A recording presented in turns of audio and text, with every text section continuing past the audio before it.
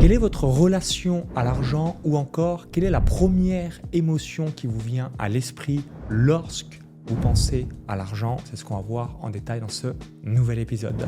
De ma propre expérience, dès lors que j'ai gagné plus de 10 000 euros par mois, mon sentiment de bonheur n'a pas nécessairement augmenté, que je gagne 50, 100 000 ou même 500 000 euros par mois. L'état émotionnel est resté le même. Ce qui a changé, c'est les portes que ça a ouvertes et ce que ça me permettait de faire derrière. Et ça, c'est ce qui a permis d'élever le niveau de bonheur. Pas l'argent lui-même, mais ce qu'il permettait de faire. Bienvenue dans ce nouvel épisode de podcast. Aujourd'hui, j'ai le plaisir d'accueillir Jody Cavalier. Salut Jody. Salut Maxence, ça va ? Parfait.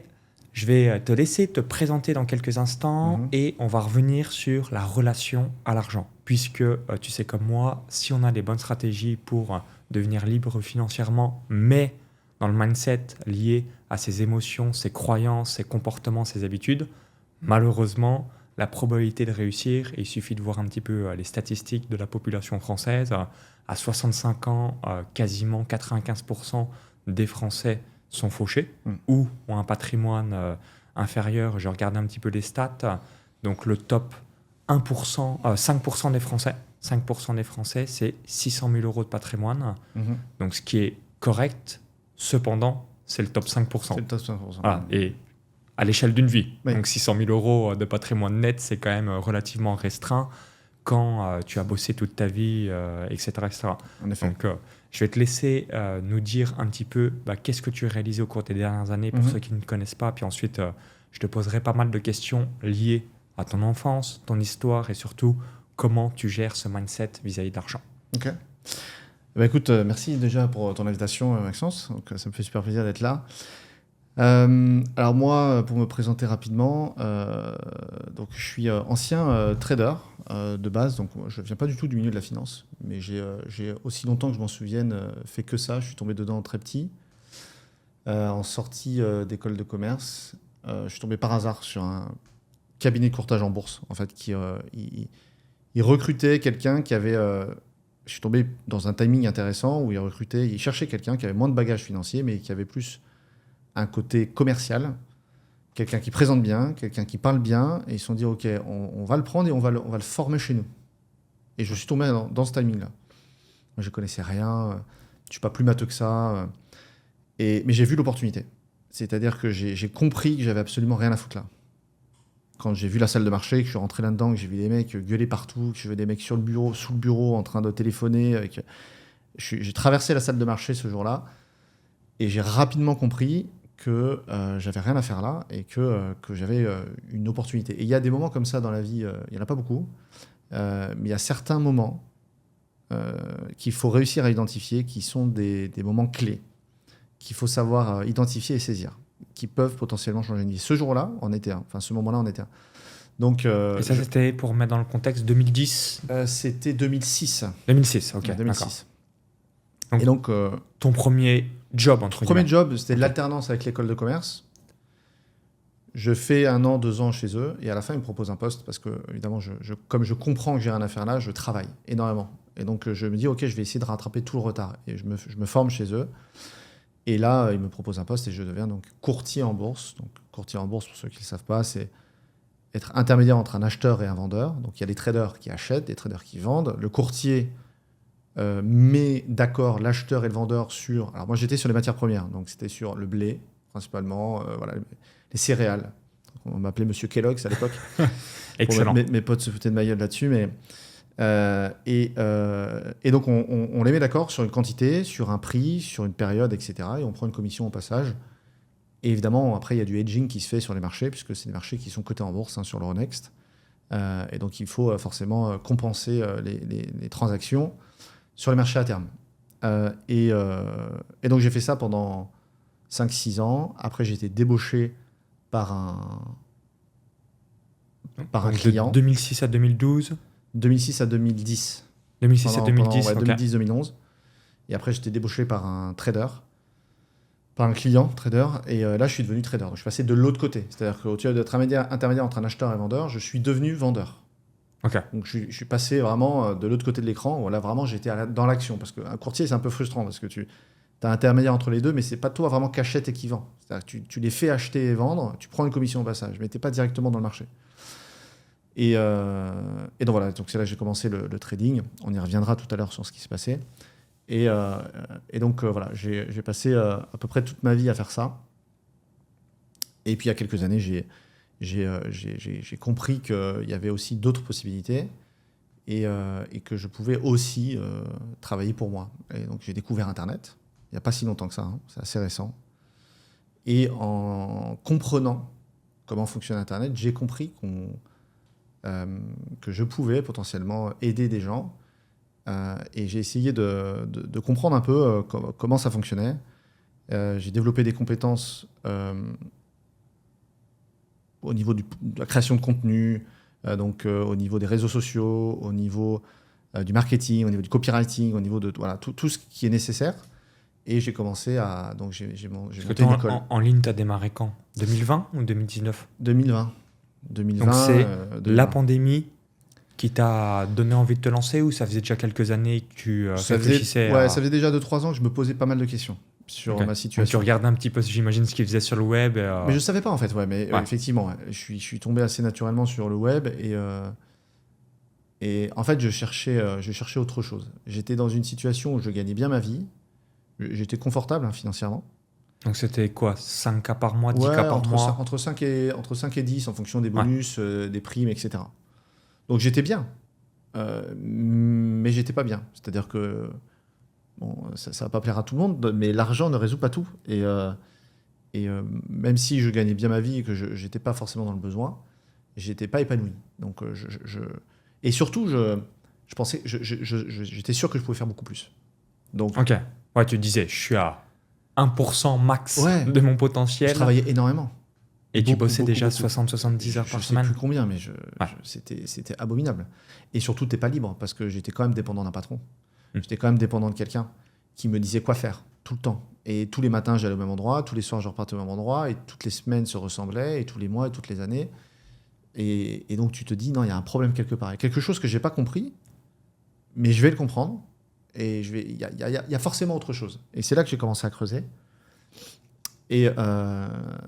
Et donc en 2020, je commence à comprendre, je me forme, etc.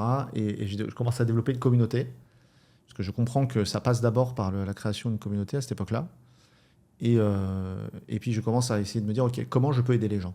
Et c'est en me posant sincèrement et vraiment profondément la question de, OK, qu'est-ce que je peux apporter au monde? Et comment je peux aider les gens? Quel est le problème que je peux résoudre? Par rapport à mes compétences, par rapport à mes talents, mes forces, etc. Et donc, ça demandait un certain travail, tu vois. Et après, j'ai trouvé. Bon, j'avais des compétences en finance que j'avais acquises, non pas par mes études, mais par l'expérience. Et puis après, j'avais ce côté talent background, communicant, sociabilité. J'ai ce tempérament à emmener les gens avec moi. Naturel, et donc j'ai surfé là-dessus, j'ai utilisé ça, et je me suis dit, ok, je vais m'en servir pour essayer d'aider les gens. Je ne savais pas trop sur quoi ça allait aboutir, mais je savais que c'était ça l'équation. C'était d'avoir des gens qui te font confiance et de pouvoir les connaître suffisamment pour savoir quels sont leurs problèmes, leurs douleurs, leurs doutes, machin, et leur apporter la solution à ça. Et une fois que l'équation est résolue, et que tu le fais bien, techniquement, à un moment donné, l'argent arrive quelque part. Et donc, ça fait maintenant bientôt 5 ans. Ça fera 5 ans en décembre 2025. Donc décembre 2020 que tu as démarré officiellement. Ouais, décembre 2020, si tu te souviens, une visio, je crois que c'était peut-être en 2021, non, peut-être 2022. Ouais. Je ne sais plus exactement, parce que ça fait plusieurs années qu'on se voit. Tu es d'ailleurs très bon sur scène, et on sent les heures de webinaire derrière et ton talent également d'orateur et de conférencier. Donc félicitations pour ça. C'est juste de la pratique. Hein.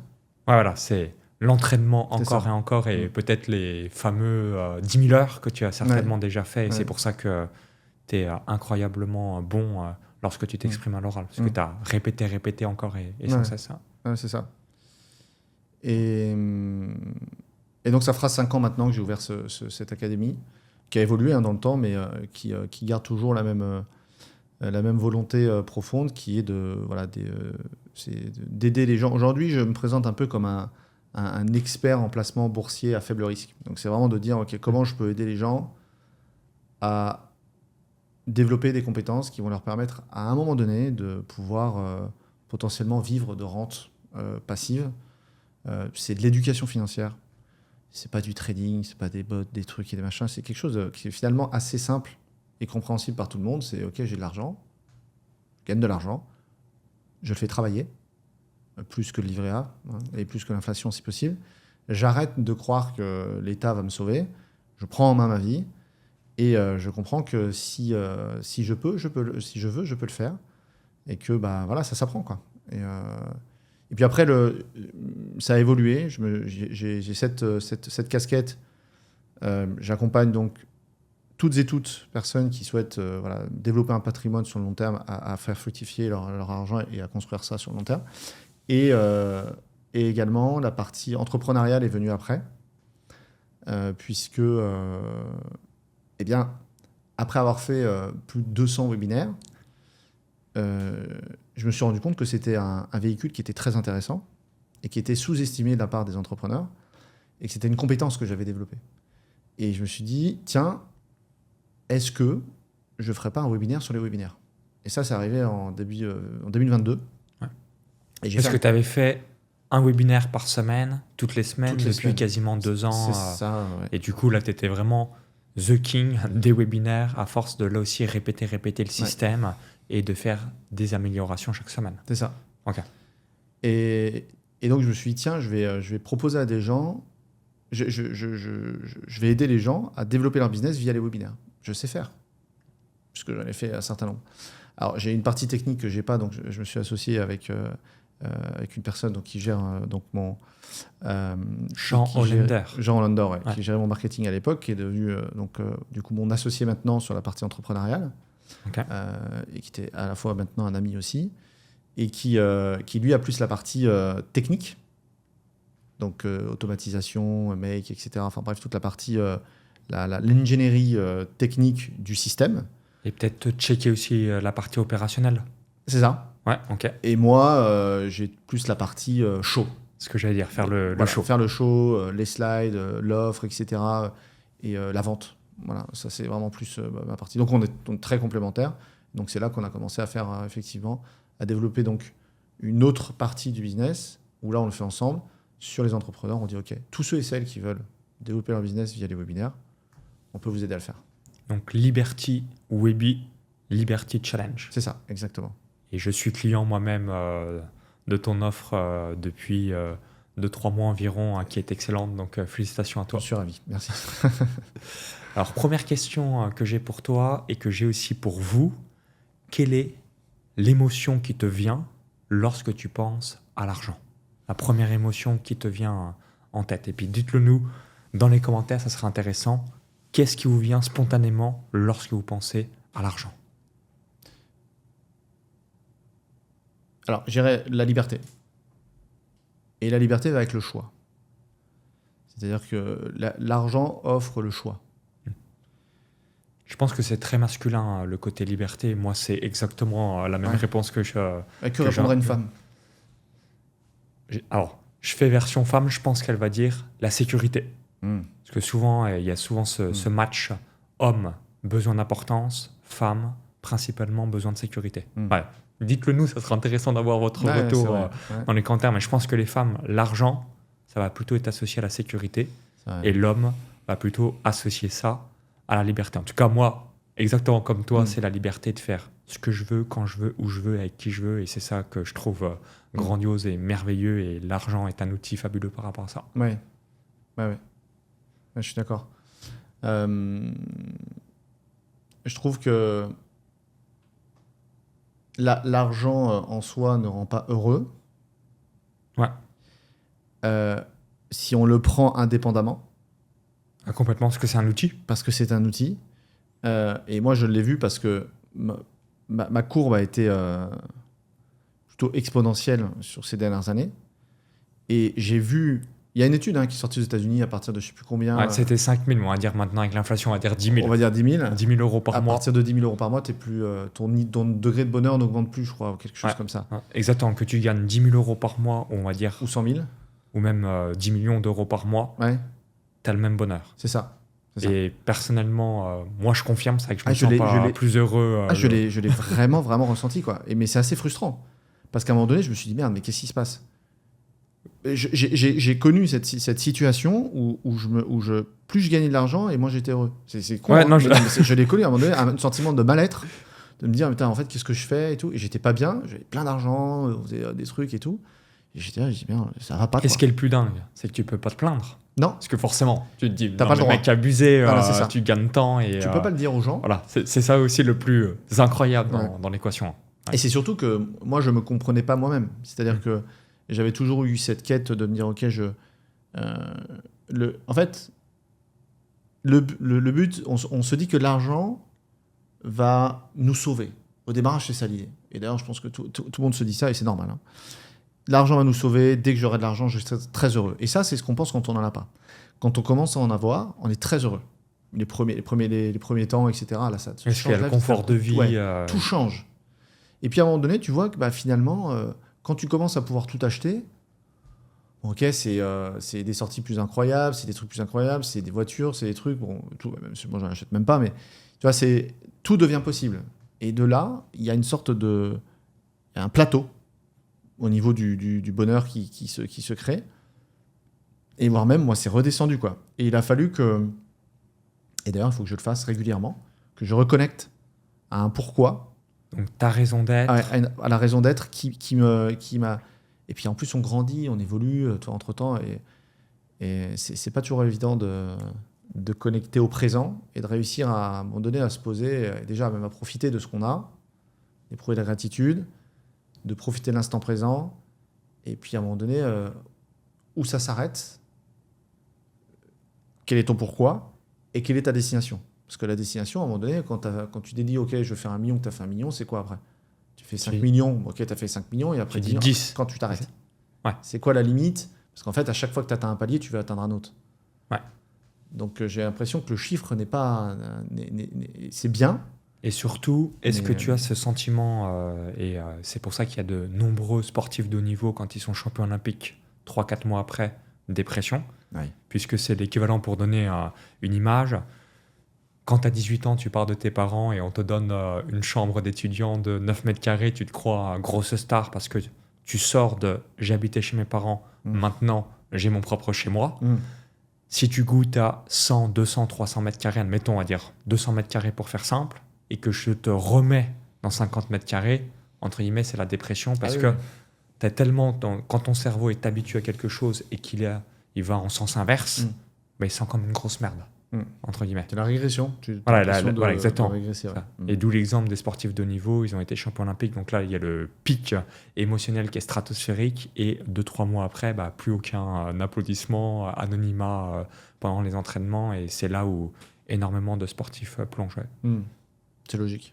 Donc je comprends par rapport à ça.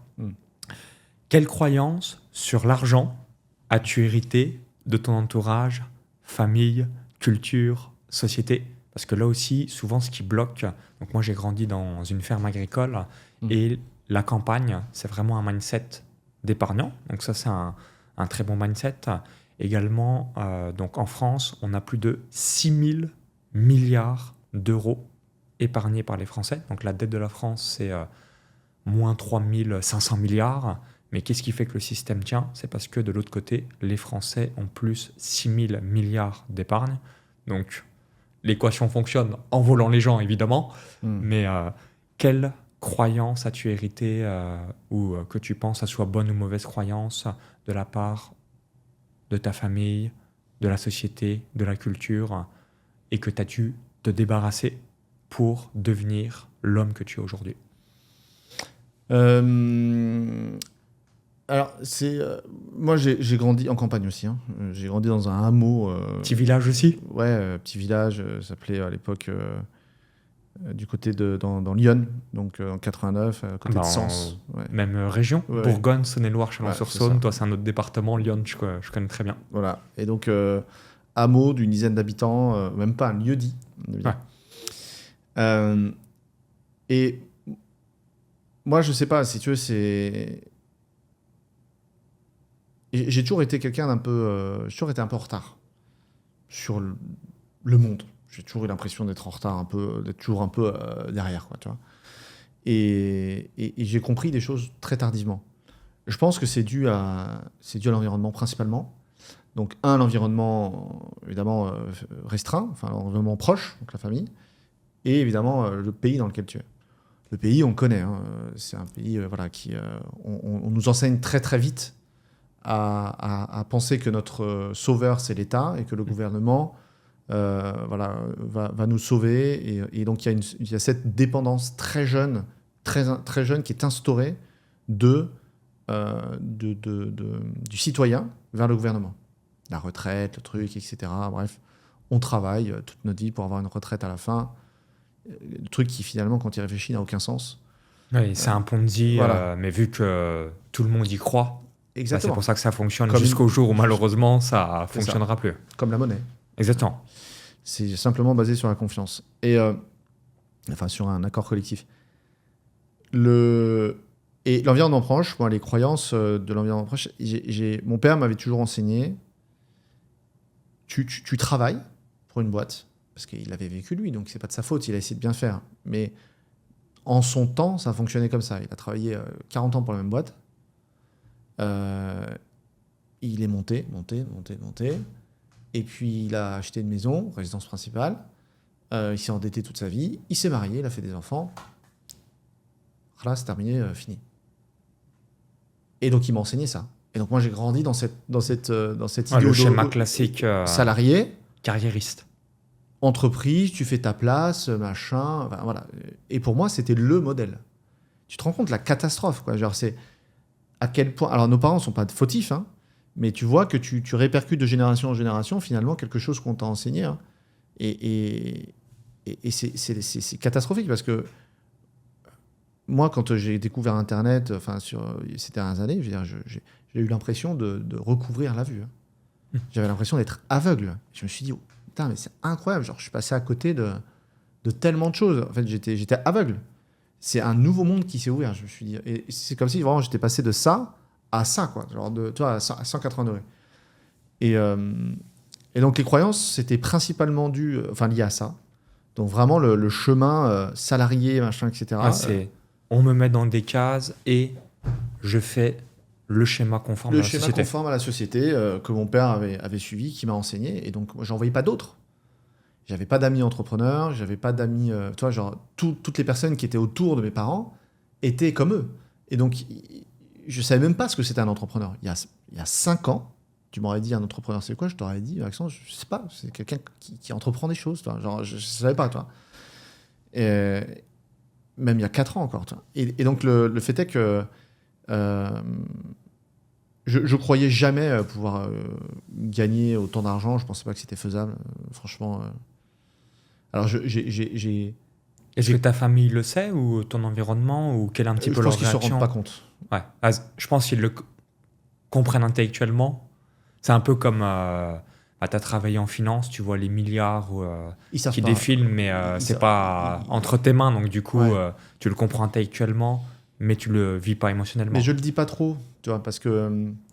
aussi, on est dans un ère de réseaux sociaux, même si on le dit pas, ça se voit un minimum. Ça se voit un minimum, si on te suit... Oui, c'est sûr, mais pas l'impression. Est-ce que tu as des personnes du passé qui te suivent ou parfois te demandent des conseils? Oui. Voilà, donc tu vois, c'est la magie aussi des réseaux sociaux. Beaucoup de gens sont venus me revoir, d'ailleurs. Voilà, tu fais une simple recherche. Moi, j'ai pas mal de personnes avec qui j'étais au lycée. Encore récemment, là, il y a peut-être 3 jours, une personne avec qui j'avais bien sympathisé au collège qui m'a demandé quelques conseils. Ça, c'est les réseaux sociaux. Oui, bien sûr. Dans le sens où, même si on communique pas trop, si quelqu'un, pour X, Y, Z, fait une simple recherche Google ou sur les réseaux sociaux, ils vont tomber sur nous. Quoi. Mais ce que je veux dire, c'est que si je prends ma famille proche, ouais. Je prends par exemple mes sœurs ou ma mère, et c'est inentendable pour eux, si je leur donne un peu les chiffres ou que je leur dis, tu vois, les trucs. Moi, j'aide beaucoup ma famille parce qu'ils ont pas, enfin, il n'y a pas beaucoup d'argent, donc je les aide régulièrement. Eux, ils sont à 50 € près le mois, tu vois. Des fois, ils me demandent, est-ce que tu peux me donner 10 € pour mettre de l'essence pour aller m'acheter mon pain? C'est réel. Ouais, et Toi, ça va être peux te montrer intéressant. les SMS ouais, de non, ma je sœur comprends. qui m'a envoyé hier. Est-ce que tu peux m'aider pour Est-ce finir que le tu mois? peux me donner 20 balles ou C'est 50 ça, balles? c'est ça. Ouais, ok. Et ils sont à ça, tu t'imagines?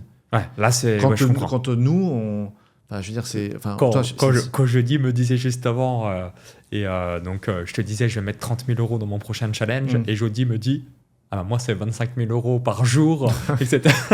Donc, tu vois le gap. Ouais, toi, surtout, c'est énorme le gap. C'est d'un côté, tu as un SMS d'un membre de ta famille pour 50 balles, Oui. et d'un autre côté, bah, tu vas générer des millions, plus bah, tu as cette aisance que l'argent, c'est juste un flux. Donc, ça serait intéressant que tu nous partages aussi, toi, qu'est-ce que tu ressens ou qu'est-ce que ça te fait par rapport à ça, rien de spécial, ou tu te dis, bah, justement, heureusement que je suis là où j'en suis pour pouvoir aider mes proches. Oui, oui. Parce que comme on dit, hein, si on veut aider les pauvres financièrement, bah, être le plus riche possible, logique. Ouais, tu pourras nous partager un petit peu tout ça. Bien sûr. Je ne sais plus où j'en étais, mais... Bah, en gros, qu'est-ce que tu ressens? Le gap stratosphérique, et je pèse mes mots, entre là où tu étais 5 à 10 ans en arrière et là où tu es aujourd'hui, et peut-être là où tu seras demain.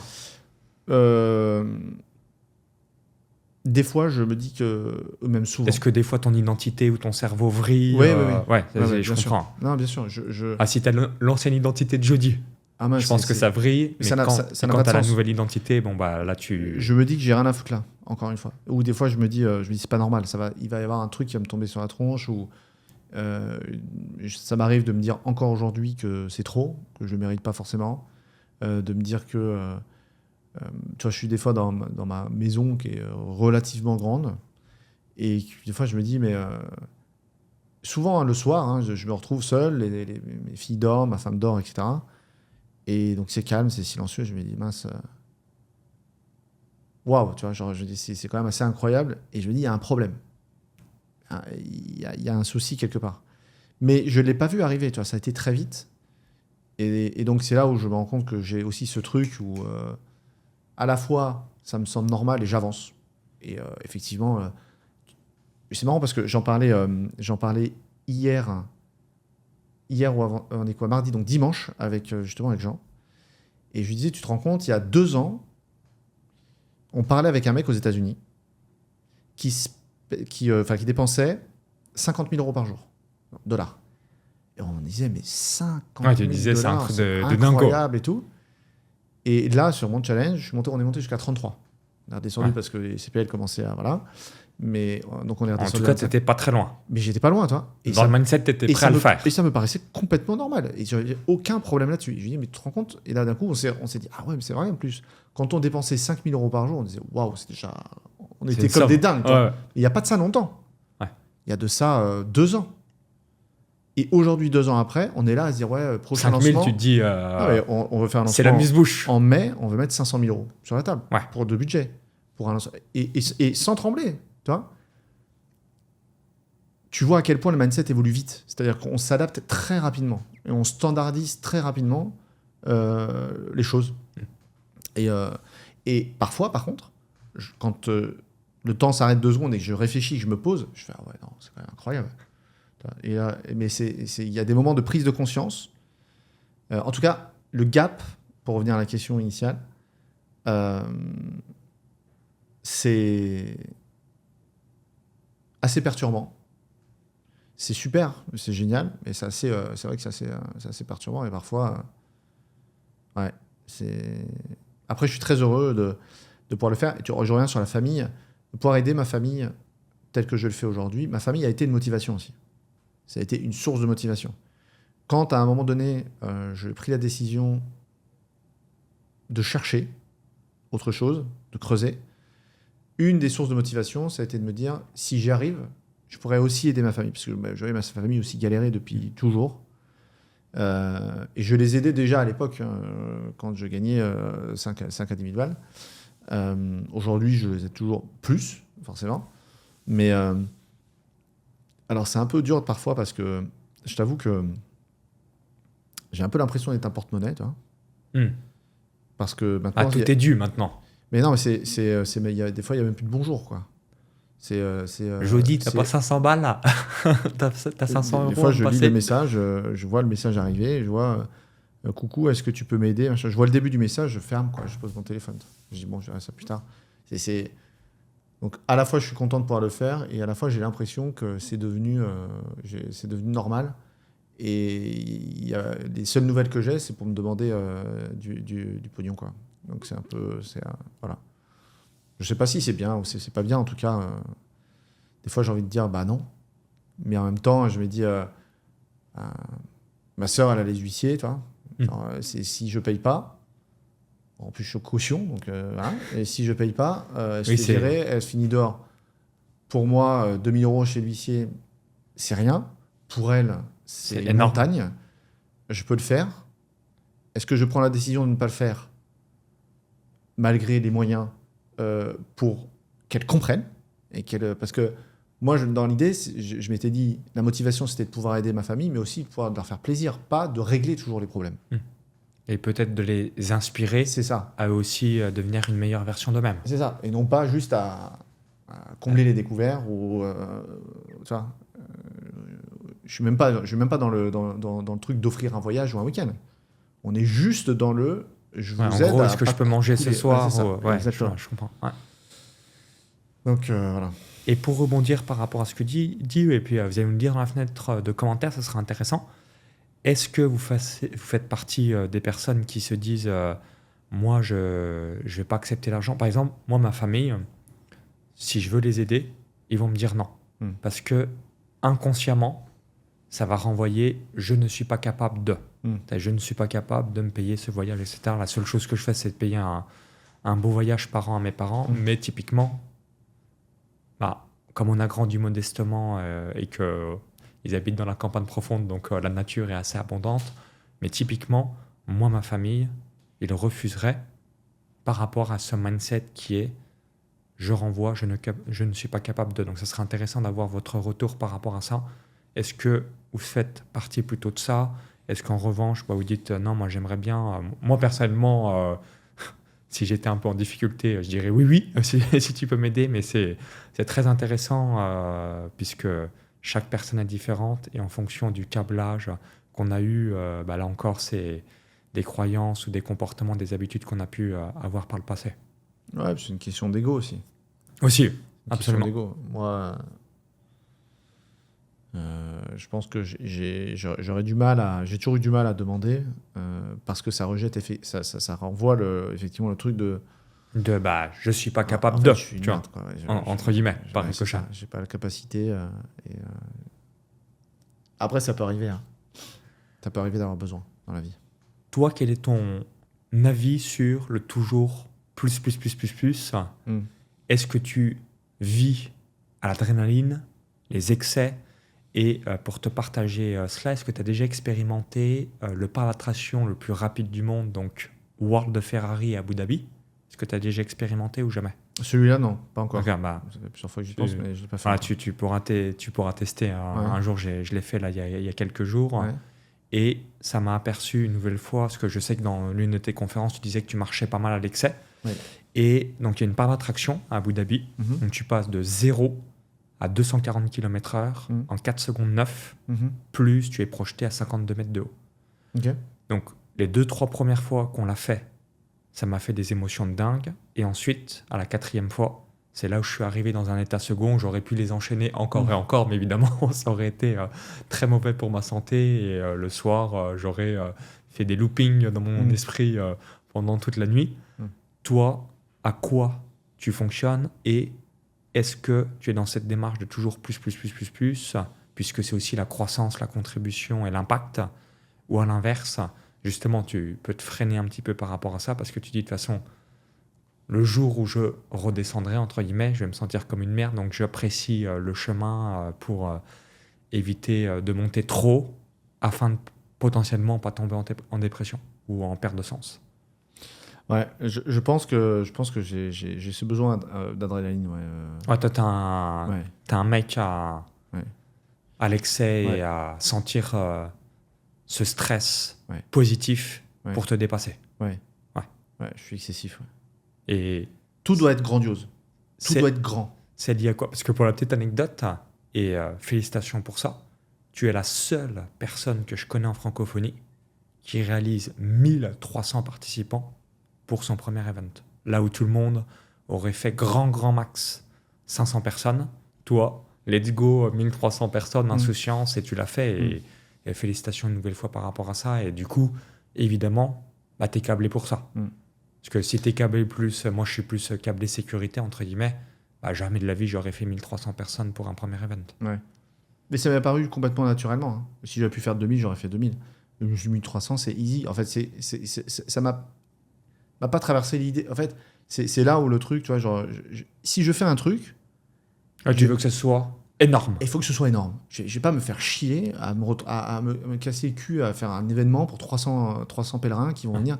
Il faut que ce soit grand, il faut que ce soit grandiose, il faut que ce soit... Alors, donc, premier séminaire, je me suis dit, OK, il me faut au moins 1500 personnes et tout. Et quand j'ai annoncé effectivement que je faisais ça, et en plus en Suisse... Oui, ce qui est Genève, une quand même que les gens difficulté additionnelle. Voilà. Une friction supplémentaire pour que les gens viennent. Tout le monde m'a pris pour un... tout le monde m'a pris pour un fou. Enfin, quand je dis tout le monde m'a pris pour un fou, tout le monde m'a dit, gars... ça va être chaud quand même. Je sais pas dans quoi tu te lances. Je confirme, si tu m'avais posé la question, j'aurais dit Alec, c'est ambitieux. Max... pour le premier, tout le monde. Pour le premier, bien ça. sûr. Ils m'ont dit, attention, parce que là, 1300 personnes, ça se remplit pas comme un webinaire. Je dis, moi, j'étais pas du tout inquiet. Et je dis l'insouciant. Non, mais c'est bon, t'inquiète, dans 3 jours, on sera déjà à 700 non, mais places. les gars, aucun problème. Ma salle, elle va se remplir toute seule. J'étais tellement confiant que j'ai attendu... Donc, l'événement était en novembre et j'ai commencé à vendre en septembre. Donc, il y a N-2, ouais. J-60. Ouais, c'est ça. Ou J-50. C'est ça, ouais. Et je fais je fais une soirée, j'invite tous mes clients et tout, enfin en live, tu vois. Et là, je commence à vendre et là, je me suis dit, je vais remplir 3/4 de la salle en une soirée. Donc genre 700 places sur les 1300 minimum. Ouais, c'est ça, minimum. Okay. Je fais la première soirée, je fais 100 ventes. Et là, c'est la douche froide. Et qu'est-ce que tu ressens là, à ce moment-là? Je suis déçu, énervé, étonné, mais prêt à mettre le couteau et à dire ok, ça va être plus dur, c'est pas grave, c'est très bien, c'est parfait quoi. Genre j'adore, c'est typiquement ce qu'il me faut. Ok les gars, vous croyez que c'est impossible, vous croyez que et là je crois que j'ai jamais mis autant d'énergie que sur les 2 derniers mois, septembre, octobre, pour remplir la salle. J'ai mis toutes les stratégies possibles et inimaginables du monde sur la table pour pouvoir la remplir la salle. Des jeux concours, des machins. J'ai repris tous les webinaires 2 fois par semaine. J'ai mis des budgets colossaux pour avoir beaucoup de monde qui viennent sur les webinaires, pour leur donner des places et en même temps faire des upsells pour les vendre, pour rentabiliser la salle. J'ai embauché des gens qui avaient fait des gros webinaires. J'ai contacté Franck Nicolas, j'ai mis tout sur la table pour avoir les meilleurs experts autour de moi pour dire ok les gars, j'ai 2 mois, il faut que je remplisse 1300 personnes. On fait quoi? Budget limité. On fait quoi? Et donc là, la pub, le machin, le truc, etc. Et on a réussi, quoi. Et j'ai dû remplir... on avait 1700 personnes bookées pour l'event qui avaient validé leur présentiel présence. Plus digital ou que présentiel? Que présentiel. Que présentiel, ok. Voilà, c'est bien, tu avais anticipé. J'avais un peu survendu pour éviter le taux de présence, enfin de no-show, d'absentéisme. Et après, on avait 300 personnes en digital. En plus. Ouais. Mais c'était très très chaud. Mais tu vois, tu me parles aujourd'hui tu vois, je vais te donner un exemple très simple de ma folie, enfin ou de mes excès. C'est qu'aujourd'hui mon objectif c'est Bercy. Donc je veux 20 000 personnes. Oui, bah, ça sera une première en francophonie. Voilà. Donc ça c'est mon objectif absolu. Et entre temps, pour 2026 c'est l'Arena de Genève. Donc l'Arena de Genève, c'est entre 5 et 7500, 5000 et 7500 personnes pour l'année prochaine. Voilà. Et là, 2025, c'est quoi? 3000? 2005? Non, 2025, je fais même taille. Ok, donc là, t'assures? J'assure et surtout, je cherche à faire un événement rentable. Il était rentable, mais parce que là, tu avais donné tout à l'heure une notion illimitée. Donc là, tu as des stratégies, mais surtout que... J'ai pas été très bon sur la partie rentabilité de l'événement, forcément.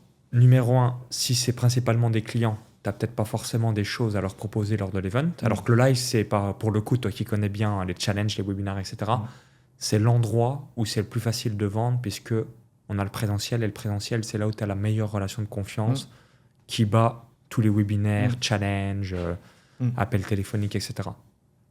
Et également, l'autre élément, tu avais Genève, j'imagine, les coûts aussi de la salle et tout ce qui va avec. Et toi, dans ton cas de figure, c'est qu'en termes de sales sur l'événement, j'imagine que c'est plus difficile de vendre parce que la majorité des gens ont déjà acheté ce que tu as. Oui, alors on avait donné beaucoup de place, donc on avait quand même pas mal de prospects. Ouais. Ah oui, ouais. Donc eux, potentiellement, ils pouvaient acheter Liberté Webby Voilà. ou Liberté Challenge. C'est ça. Ouais. Mais j'étais pas au clair sur pas mal de choses. J'étais pas très c'est le préparé premier. sur la vente. C'est le premier, tu as trop de choses à gérer, voilà, un event. Donc j'étais pas hyper préparé sur la vente. J'ai pas été très bon. Voilà. Ok. Ce qui est normal. Mais franchement, je m'en foutais un peu. Parce que je m'étais dit, si au moins je perds pas d'argent, c'est déjà, je suis très heureux. Break-even, tu seras très heureux. Je voulais juste vivre ce moment. Et en plus, c'était mon anniversaire ce week-end-là. Donc, le troisième jour, j'ai 1300 personnes qui m'ont chanté Happy Birthday. J'ai un gâteau qui est venu sur la scène et tout. Et ça, c'était une surprise. Tu savais une pas surprise, du tout. Tu t'attendais pas, t'as halluciné. Ma femme est venue sur scène, c'était pas prévu. J'ai eu une vidéo de mes filles qui me chantaient joyeux anniversaire, qui a été projetée dans la scène et tout. C'était un moment. T'as versé une larme? Inoubliable. Ouais, j'ai pleuré. Ouais. Ouais. Et pourtant, je pleure pas souvent. Hein. Mais là, j'ai craqué, quoi. La pression, le truc, etc. J'avais pas dormi plusieurs jours, hein, quasiment les nuits d'avant. Quoi. À un moment donné, je vais te raconter une anecdote. Je suis venu une semaine à Genève avant l'event. Je me suis enfermé dans le Fairmont à Genève. J'ai demandé au personnel 2 paperboards. Je me suis retrouvé avec à peu près 4 ou 5 chariots de dining room qui étaient dans ma chambre. Donc je ne sortais pas de la chambre. Et je travaillais sur le séminaire. À J-7. À J-7. Ouais. Donc, je suis venu à Genève, je me suis enfermé dans la chambre, 2 paperboards, mon ordinateur, pour préparer la conférence. Et là, tu as un niveau de pression qui monte petit à petit. Et puis, je me suis retrouvé à J-2 à me dire, mais et pourquoi je m'inflige ça, quoi dans quoi je me suis fourré, ça parce que là, tu as tout. Et c'est monstrueux, hein, l'organisation. J'avais 40 personnes de mon staff qui venaient. Il y avait plus de 100 personnes sur l'event. Tu as 1300 personnes qui viennent. Les coûts, le machin, encore la pression, digital à gérer. Le digital à gérer. Je savais pas trop comment j'allais vendre. Les slides qui étaient pas prêtes, les trucs. Enfin, t'imagines le truc. Et là, tu te dis, t'es pas assis derrière un écran, assis pépère, tu vois, t'as ton petit verre d'eau, tu fais ton show et tout. Là, t'es face à 1300 personnes. Faut gérer l'énergie. Faut que tout se passe bien, que les intervenants qui viennent bien, qu'il n'y ait pas de bugs, qu'il n'y ait pas de trucs. Et donc, c'est colossal comme pression. Et en même temps, j'adore. Et est-ce que là, mon prochain event, je me suis mis de mettre un capteur, puisque à H-2 à H-4, je ressens des émotions que je n'ai jamais senties de ma vie, mais que je ne peux pas vraiment décrire. Ouais. Et c'est pour ça que je veux un capteur. Est-ce que toi aussi, à quelques heures avant le démarrage, tu as des coups de chaud très forts liés parce que d'un côté, tu es obligé d'avoir une lâcher prise totale parce que tu es hors contrôle de tout. Ouais. Et d'un autre côté, tu te dis, putain, moi, dans 2 heures, dans 1 heure, dans 2 heures, dans 3 heures, voilà, je vais parler devant X personnes. Chose que ça me fait jamais si j'interviens dans un event. C'est uniquement pour mon propre event que je ressens ce type d'émotion. Ouais. Toi, oui, moi, si, bien sûr. Est-ce que tu as reçu des émotions que tu n'as jamais ressenties de ta vie? Bien sûr. Ouais. Surtout cet event-là. Je veux dire, c'était. Moi, j'étais déjà intervenu dans quelques conférences en physique, pas en présentiel, mais effectivement, c'était pas mes events. Tu viens une heure. C'est tellement facile quand c'est pas ton event parce que en fait tu viens sur scène. Voilà, tu viens, tu parles. Tu fais ton bon speech, tu network, mais c'est tranquille. Tu t'emmerdes pas sur toute la logistique, quoi. Mais même dans ces événements-là, je suis un peu. Ça me fait vivre aussi des émotions parce que moi j'ai une particularité. Enfin, j'ai une particularité. Je sais pas si ça m'est propre, mais je suis très attentif et très engagé sur ce avec quoi les gens vont repartir. Ok. Je viens pour faire sensation. marquer l'esprit des gens. Je veux marquer Ouais. l'esprit des gens. Je veux pas être une personne parmi une autre. Tu veux dire, c'est le meilleur séminaire de ma vie auquel j'ai assisté. C'est ça. C'est ça l'idée. C'est ça l'idée. Ok. Mais même quand j'interviens pour quelqu'un, je veux que quand j'interviens pour quelqu'un, je Tu dis dis, c'était le meilleur Si intervenant. on fait de le sondage, week-end. qui a Ouais. été le meilleur conférencier? C'était jeudi. Jeudi Cavalier. Ouais. Ok. Mais pas pour me la raconter. Juste pour. J'ai envie d'être différent. Et je pense que j'ai pas envie d'être moyen. Et si je me déplace, je fais un voyage. La dernière fois, j'étais pour Max On était à Genève. à Genève. ouais. Je fais l'aller-retour de Dubaï. C'est pas pour venir de parler de 3 trucs. Toi, j'ai envie de faire rire. J'ai envie d'inspirer. Et j'ai envie qu'ils se disent waouh, j'ai vraiment passé un super moment. Il m'a appris des trucs. Il m'a fait vivre des émotions. Il m'a fait rire. J'ai changé quelque chose. J'ai provoqué un déclic ou j'ai fait quelque chose. Tu vois. Sinon, ça sert à rien. Quoi. Genre, tu vois, genre, si c'est pour venir, tu déblatères ton truc. Si c'est trop intellectuel Voilà. et qu'il n'y a pas ces moments fun, ludiques, partage, Ouais, ça rentre là, ça ressort là et c'est ciao, hasta la vista. c'est ça. Donc, Ouais. pour répondre à ta question, même quand c'est un événement de quelqu'un d'autre, je suis hyper engagé et je vis aussi des émotions importantes. Même quand c'est pour les autres. Et alors, pour le mien, Ouais. c'était. Et c'est indescriptible, comme tu le dis. Et tu sais pas, en fait. C'est l'inconnu complet. Tu n'as aucune. T'as une maîtrise jusqu'à une certaine limite. Et après, c'est du freestyle. Moi, sur mon event, je veux dire, il y a des moments, je connaissais plus mes slides. En plus, c'était claqué. Je me rendais compte en les faisant qu'elles étaient nazes. Et je me suis dit, j'arrête. Et je suis parti en total freestyle. Et j'avais un écran tactile qui se reportait sur le grand écran. Et j'avais un public. Donc après, tu vis, quoi. Tu fais ton truc, tu fais ton show. Et je suis parti en total freestyle. Et les gens se sont dit, putain, c'est super carré. Hein. Ouais, C'est super bien organisé. Alors qu'en fait, c'était en total freestyle. Mais après, je connais mon domaine. Tu connais ton sujet et après, c'est aussi l'énergie C'est ça. qu'on véhicule et qu'on dégage. Et Ouais. du moment que tu es concentré sur les personnes qui sont là et sur comment tu peux les aider au mieux, tu peux pas te tromper. Complètement. Voilà. Maintenant, j'aimerais que tu nous expliques comment tu as appris à gérer ton argent. Parce que forcément, ce que tu es en train de mettre aujourd'hui, c'est lié aussi à ton enfance et ton adolescence. Donc, partage-nous. Est-ce que tu es... souvent, on a, en termes de profil, on a l'épargnant. Donc, moi, je fais partie de cette catégorie-là liée à mon enfance. On a l'éviteur, donc celui qui regarde jamais ses comptes et il prie, entre guillemets, que la CB passe. On a aussi le flambeur, etc., etc. Toi, un petit peu, quel est ton profil par rapport à ça et comment tu gères tes finances et ton cash? Je suis plutôt flambeur, moi. Ok. J'ai toujours vécu un peu au-dessus de mes moyens. Donc, d'où aussi cette recherche des excès, cette adrénaline. Ouais. Et moi, je suis toujours fasciné par les flambeurs parce que vous avez une capacité à générer de l'argent qui est hors du commun. Mais aussi à le dépenser. Hein. Et comme tu l'as dit, si je pense que, par exemple, ton Ouais. event à Genève, j'aurais vu tous les montants des coûts, j'aurais fait « Ah ouais, quand même !» Ouais. Moi, je ne l'aurais pas fait et c'est très intéressant et on sait que c'est du mindset lié à notre psychologie Ouais. interne, notre passé, nos schémas, nos croyances et notre relation au cash. Ouais. Je suis assez... je suis dépensier de base. Je l'ai toujours été. C'est pour ça que je suis obligé de gagner beaucoup d'argent. Mais c'est proportionnel, quoi. Je dépense vraiment proportionnellement à ce que je gagne. Et je veux dire, ce qui n'est pas forcément la règle que tout le monde... que je devrais suivre en tant qu'expert en investissement. Malgré tout, en même temps, je continue à m'éduquer. C'est-à-dire que je vois bien que je suis dépensier, je le sais. Et donc... Mais tu prends du plaisir, un énorme plaisir, j'imagine, dans les Ouais. achats. Mais malgré tout, ça ne m'empêche pas d'investir, ça ne m'empêche pas de faire fructifier mon patrimoine, etc. Mais je pourrais le faire beaucoup plus. Beaucoup plus. Donc je pourrais aller beaucoup plus vite sur la construction de... Mais 1, est-ce que c'est nécessaire 2, je peux mourir tout à l'heure.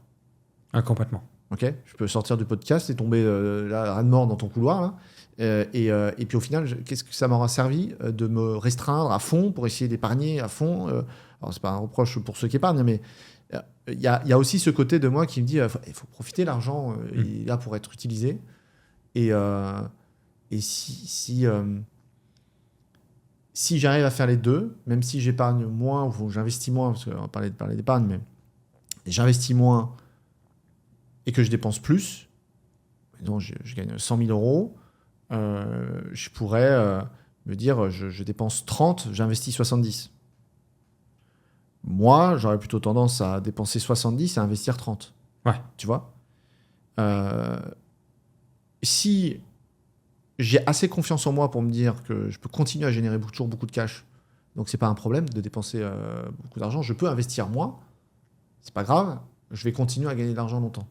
Et surtout profiter de la vie aussi en même temps. Moi, j'ai perdu mon père il y a pas très longtemps, il y a 3-4 ans, et ça s'est passé en une fraction de seconde. À 20h05, je l'avais au téléphone, à 20h20, c'était fini. Donc c'est quoi, crise cardiaque? Crise cardiaque. Ouais, donc tu as vu par tes propres yeux, malheureusement, en tout cas...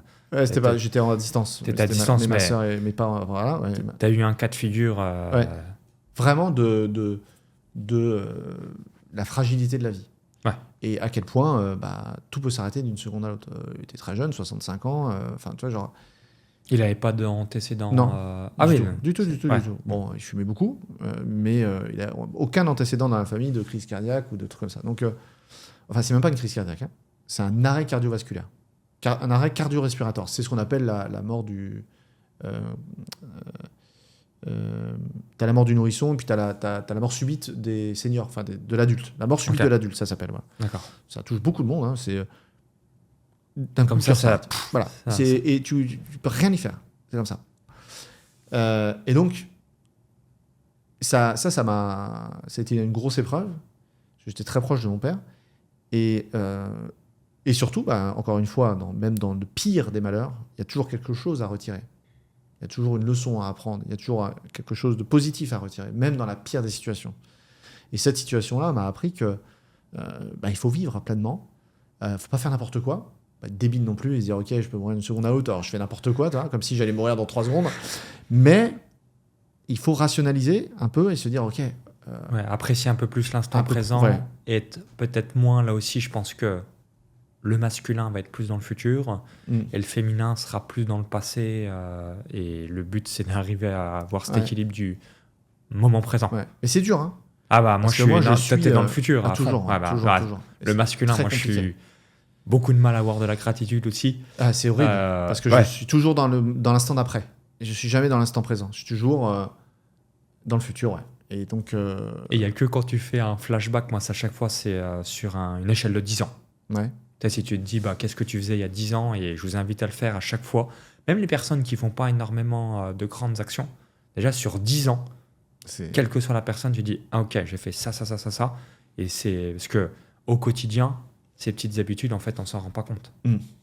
Et c'est vraiment sur une échelle de 10 ans ou plus, mais déjà 10 ans où là, le gap, il est stratosphérique. Ouais, sur 10 ans, c'est énorme. Ce qu'on peut accomplir en 10 ans, c'est colossal. Insoupçonnable. C'est inimaginable à réfléchir. Ouais. Est-ce que tu te sens en contrôle de tes finances ou est-ce que c'est l'argent qui te contrôle?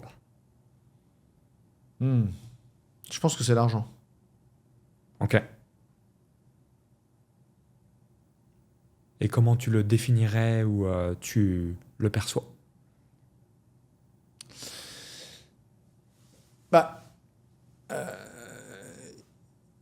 Si tu veux, aujourd'hui, l'argent, c'est quoi qui contrôle le monde aujourd'hui? On dit que c'est l'argent et le sexe. Je pense que c'est ces 2 éléments-là, le cash et le sexe. Ouais. Donc, moi, je pense que l'argent nous contrôle tous, d'une certaine manière, parce qu'on a beau dire ce qu'on veut, on en a besoin. Et donc, d'une manière ou d'une autre, même celui qui va dire « Ok, moi, j'ai des rêves, et pour les réaliser, tu auras besoin à un moment donné d'argent, d'investisseurs, tu auras besoin des banques, ou tu auras besoin de... » Donc, le cash est toujours utile à un moment donné dans l'équation. Donc, j'ai pas l'impression... Je contrôle mon argent, j'essaie de contrôler mes dépenses, mes investissements, etc. J'ai mes règles, mes trucs, etc. Mais malgré tout, j'ai l'impression que l'argent est au-dessus. Hein. Alors, quand je dis il me contrôle, j'ai l'impression que l'argent a une sorte quand même de pouvoir motivateur qui est quand même important de par les possibilités qu'il offre. Si demain, je veux atteindre un certain montant de patrimoine, etc., c'est parce que je me dis, si j'atteins ce montant de patrimoine, ma vie, ma génération, etc., peut-être tranquille, et ça apporte quoi ? De la tranquillité d'esprit. De la tranquillité d'esprit, ça vaut très cher, mais c'est encore une fois apporté par l'argent. Complètement. Donc, si tu enlèves l'argent demain, et si demain, ce qui a de la valeur, c'est les coussins de canapé, ce qui nous contrôlera, ce seront les coussins de canapé. Ouais. Ou le troc, ou une autre monnaie d'échange. Il y aura toujours quelque chose qui contrôlera, enfin qui aura une valeur d'échange, une sorte de monnaie d'échange, qui contrôlera d'une manière... les seules personnes qui ne sont pas contrôlées par l'argent, c'est potentiellement les gens qui vivent dans la nature, dans les arbres. Les quelques tribus qui restent voilà, dans le monde. Ouais. Exactement. Les indigènes. Ou les animaux. Ouais. Mais sinon, je pense que l'argent nous contrôle d'une certaine manière, qu'on le veuille ou non. Moi, je me sens plutôt contrôlé par l'argent. Moi aussi, j'ai aussi des tendances à... Et parfois, je me dis, garde quand même de la liberté. Mais après, c'est aussi un cercle. C'est-à-dire que plus tu vas monter, plus tu as des frais fixes liés à ta société, des coûts variables, etc., etc. Et du coup, tu dois générer du cash pour payer tous ces gens-là, les rêves. Si on reprend l'exemple de ton événement, forcément, on doit générer beaucoup de cash pour pouvoir le financer. Donc, c'est un cercle. Et à mon avis, il faut arriver à scaler tout en ayant conscience on va dire, garder une certaine marge pour ne pas se mettre en panique et potentiellement perdre ce qu'on a construit au cours des prochaines décennies. Est-ce que toi, tu as déjà eu la sensation d'avoir peur de tout perdre, ou à l'inverse, tu es tellement détaché de cela? Non, j'ai la peur de... Est-ce que tu l'as encore? Je l'ai toujours. Moi, personnellement, je l'ai. Je l'ai toujours. C'est ce qui m'amène à prendre moins de risques que ce que je pourrais prendre, parce qu'il y a trop de rationnel de, entre guillemets, t'as pas besoin de te casser le cul. Ouais. Mais en même temps, j'ai envie de progresser. Ouais. Donc j'ai souvent un conflit interne dans le côté je veux progresser, mais d'un autre, c'est vrai que je suis pas forcément prêt à prendre les risques pour aller faire un x10. Tu vois, entre le j'ai envie, mais d'un autre côté, je suis pas prêt. C'est un conflit qui est assez... Comme je veux être champion olympique, mais je veux pas m'entraîner 13 fois par semaine. Ouais, ou tu veux pas te blesser. Voilà. En tout cas, tu veux pas prendre le risque de te blesser. Moi, c'est simple. J'ai une peur très forte de tout perdre et de revenir encore aujourd'hui. Ouais. Ah oui, encore aujourd'hui. Elle est très forte, très présente. Et en même temps, j'ai ce besoin profond d'aller très haut et d'aller très, très vite, très, très loin. Et tu vois, je suis revenu des États-Unis, j'étais là pour le séminaire de Tony Robbins, enfin de Russell Brunson. Il y avait le FHL là, à Las Vegas. À Las Vegas, ouais. Ouais. Donc j'ai été pour récupérer le trophée là-bas, un trophée 10 millions. Et je suis revenu de là-bas. J'ai voir ma femme et je lui ai dit bon, ça y est, je sais ce que je veux faire. Elle me dit ok, quoi encore et tout. Je veux devenir une superstar. Je veux être le Tony Robbins de demain, toi. Ok. Ça m'excite énormément. Genre, tu vois, genre, c'est. Donc. Et ça corrobore à ce que tu viens de nous dire, de faire Bercy 20 000 personnes. C'est ça. Et en fait, le truc, tu vois, c'est que je sais que pour faire ça, il va falloir que je prenne énormément de risques. Ah, complètement. Ça, je confirme. Voilà. Et donc, que je mette en péril, mais en tout cas, que j'augmente le degré de risque de perdre. En tout cas, pas de tout perdre, mais en tout cas, ça. On n'est pas dans le. Okay, déjà, juste un Bercy, c'est peut-être un événement, ça serait intéressant, mais c'est peut-être un événement à 3 millions d'euros ou plus. Entre les locations de salle. On entend un peu tous les prix, ouais, mais je pense que c'est 1 million d'euros, je crois, la location de la salle, ou 800 000, je crois. Et après, effectivement. Après, le remplir, montage, plus le staff, etc., à mon avis, c'est entre 2 et 3 millions. Mais ça, c'est. Tu vois, genre, rien que de t'en parler, mais ça me donne des frissons, toi. Genre, c'est incroyable de faire un truc pareil. T'imagines Ça m'anime. Ok. Tu vois, ça m'anime énormément. Et en même temps, et je vois bien que je suis pas fait pour faire des choses pépères ou moyennes. Ouais. Il faut que ce soit... Toi, ça c'est énorme. Voilà, faut que ce soit énorme. Sinon, Grande ça vision. me fait chier. Ouais. Ça m'anime pas, toi. Et alors, Ça, c'est ta plus grande force, à mon sens. probable. Personnellement, mon regard extérieur, ça, je pense que c'est ta plus grande force. Ouais. Ouais. Et c'est marrant parce que j'en parlais encore une fois avec ma femme il y a 2-3 jours. Et elle m'a dit, je pense que... elle m'a dit, est-ce que tu fais ça pour que les gens parlent de toi, Et face ça, voilà, ou est-ce que tu le fais vraiment pour toi? ouais, besoin de reconnaissance versus réellement un alignement interne Ouais. avec ta raison d'être. Et ça, c'est une bonne question. Et j'ai l'impression, si je suis honnête, je pense que c'est pour que les gens fassent ça. Et qu'on parle de moi, qu'on dise jeudi, il a fait ça, etc. Et je crois que c'est ça. Et en vrai, j'ai très tôt fait de la scène. J'étais chanteur à une époque, quand j'étais au lycée et tout. Et j'adorais ça déjà. Et donc, je pense que j'ai ce truc où j'ai envie de... Alors après, j'ai profondément l'envie d'impacter, vraiment de... Tu vois, genre, quand je vois là, j'ai acheté le truc de Tony Robbins, là, il fait un truc, tu reçois une boîte chez toi, avec un bouquin, il donne une planche dans sa boîte, soit une planche pour l'éclater. Ouais, pour la et tout. péter. Ouais. Incroyable, j'adore, tu vois, genre c'est vraiment très pro et très poussé. Il a une application avec, il a fait une IA où c'est Tony Robbins qui tu lui parles et tout, et il te répond et tout, dans la langue dans laquelle tu lui parles et tout. C'est incroyable ce qu'il est en train de faire, tu vois, à quel point c'est poussé dans l'accompagnement, dans l'aide. Et là, moi, je me dis, mais c'est génial, toi. Donc, je vois bien, ça aussi, ça m'excite énormément, c'est-à-dire la qualité, à la fois le show, c'est-à-dire vraiment en mettre plein la gueule et que les gens ils soient émerveillés et vraiment choqués, assis par terre, toi, genre vraiment, et en même temps changer profondément leur vie durablement, pas simplement un shoot d'adrénaline qu'ils vont avoir pendant 3-4 jours, vraiment aller après, en même temps, de la même manière, aller en profondeur sur leurs problématiques et faire en sorte de les aider vraiment. Parce que s'il y a une chose dont je suis sûr, c'est que tout le monde peut.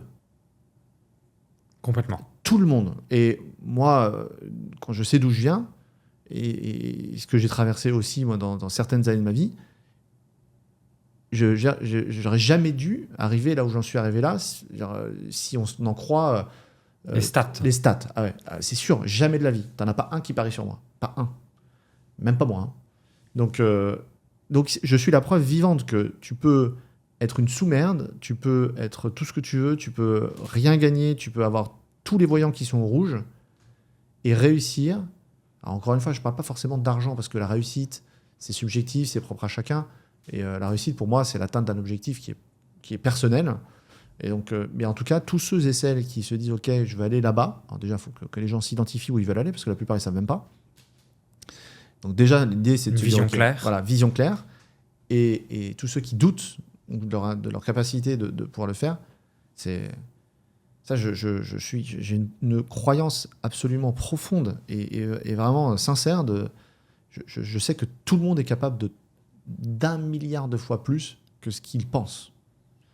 Et j'aimais bien une fois Bernard Tapie avait fait une remarque à une journaliste qui disait quand vous pensez être arrivé au bout du bout, en fait vous en êtes qu'à la moitié ou au tiers, quoi. Tu vois, quand t'es là, t'en peux plus. Je disais ça à ma femme aussi, il y a quelques jours, elle était au sport, elle disait j'en peux plus. Je disais non. C'est juste la première série. C'est la première série, c'est ça. C'est ça. C'est la première série. En vrai, on est doué de capacité, on a un potentiel qui est 100 fois plus important que ce qu'on pense nous-mêmes. On est notre propre limite. Et d'ailleurs, on se limite nous-mêmes tout le temps. C'est pas notre pire ennemi, notre pire limite, c'est soi-même, en fait. C'est ce que je dis chaque jour quand je me lève. Je pars pas me battre contre le monde, contre les gens. C'est tous les jours, je pars, dès que je me lève, je mets un pied au sol. Je sais que je vais me battre toute la journée contre qui ? Contre moi-même. Toute la journée. Sur qu'est-ce que je dois faire ? Pourquoi je dois le faire ? Fais-le, reporte à demain, machin, coupe tes réseaux, sois sérieux, mange ça, fais ta séance de sport, regarde pas la télé, lis ton bouquin, tous les jours. Tous les jours, tu te lèves, c'est un faire combat de face à boxe ses peurs, ses excuses, sortir de sa zone de confort, etc. C'est simplement ça. Et Ce n'est qu'une histoire, et ça c'est l'histoire de la vie, hein, ce n'est qu'une histoire de relation entre toi et toi. C'est que ça. Et toute notre vie, en fait, on est en combat avec... Enfin, ça c'est la personne la plus proche de notre entourage. C'est nous. Complètement. C'est notre autre nous. C'est les 300 mots par minute qu'on se met notre monologue intérieur. Exactement. Et donc, les gens essayent de changer le monde, ils essayent de changer leur monde extérieur en essayant d'avoir un impact sur leur monde, sur le monde extérieur, pour essayer de faire en sorte que leur vie change, alors que ça se passe là. C'est en se changeant soi-même que l'extérieur change. Ça part de là, quoi, et non pas dans l'autre sens. Donc voilà. À partir de combien penses-tu qu'on est réellement riche, et est-ce que tu te sens réellement riche? Le montant, je pense qu'il est propre à chacun. Je pense que la richesse, elle démarre à partir du moment où tu peux ne plus avoir besoin de travailler. Ok. Donc là, ça serait remplacer son train de vie personnel. Ouais. Donc si on avait un train de vie de 3 000 € par mois, on est riche, entre guillemets, on atteint sa liberté financière si on dépasse en mettant un matelas, parce que le petit avantage et inconvénient, c'est que quand tu n'as pas le temps, par exemple, quand tu travailles, tu gagnes, on va dire, 3 000 € par mois pour faire ça dans les calculs, tu n'as pas le temps. Mais quand tu as du temps, si tu as à nouveau 3 000, en fait, il te faut plus que 3 000 parce que justement, là, tu peux soit voyager, faire des autres choses et quand tu vends ton temps, comme tu n'as pas le temps, tu te rends moins compte que de tes possibilités que tu peux avoir. Oui, tout à fait. Est-ce que toi, tu te sens riche aujourd'hui? Moi, par exemple, j'ai 4 millions d'euros de patrimoine net, mais je me sens pas spécialement riche. Alors, ça dépend. À Dubaï, je me sens pas riche du tout. Si je vais dans mon petit village de moins de 100 habitants, ou peut-être une maison, ça doit être entre 150 000 et 200 000 € pour avoir une très belle maison. Là, c'est l'inverse. Je me sens incroyablement riche. Quel est un petit peu ton ressenti par rapport à cela? Et autre question, est-ce que tu préfères être dans un environnement qui va te stimuler pour aller au-delà, ou à l'inverse, tu as besoin d'être dans un environnement où tu vas te sentir riche pour développer ton plein potentiel? Ok. Alors déjà, j'aime pas du tout le mot riche. Et pourquoi on l'emploie autant selon toi? Je sais pas. Mais moi, pour moi, il m'évoque rien. Et je sais pas pourquoi il sonne un peu négativement dans ma tête. J'aime pas le dire. Ok. Tu vois, j'aime pas dire je suis riche. Je trouve je trouve ça un peu hautain. Enfin, je sais pas. J'ai un lien, un lien émotionnel, un émotionnel sur ce mot. Étrange sur le mot riche. Ouais, étrange. Je le découvre un peu d'ailleurs. Parce que j'entends des gens dire ouais, je suis riche, machin, ces derniers temps. Bref, mais donc, je sais pas. Moi, je pense que vraiment être riche, pour moi, c'est un état. C'est-à-dire que la richesse, elle se mesure sur l'être qu'on devient et non pas sur les euros que l'on a sur son compte en banque. Donc, on est riche de valeurs, on est riche de compétences, on est riche de liberté, on est riche de moments simples, véritables, sincères, aimants avec sa famille, ses enfants. On est riche de vivre. Tu vois. Pour moi, la richesse, c'est ça. C'est être ce que l'on a envie d'être avec les gens avec qui on a envie d'être. Donc moi, je me sens pas riche, spécialement. Je me sens riche.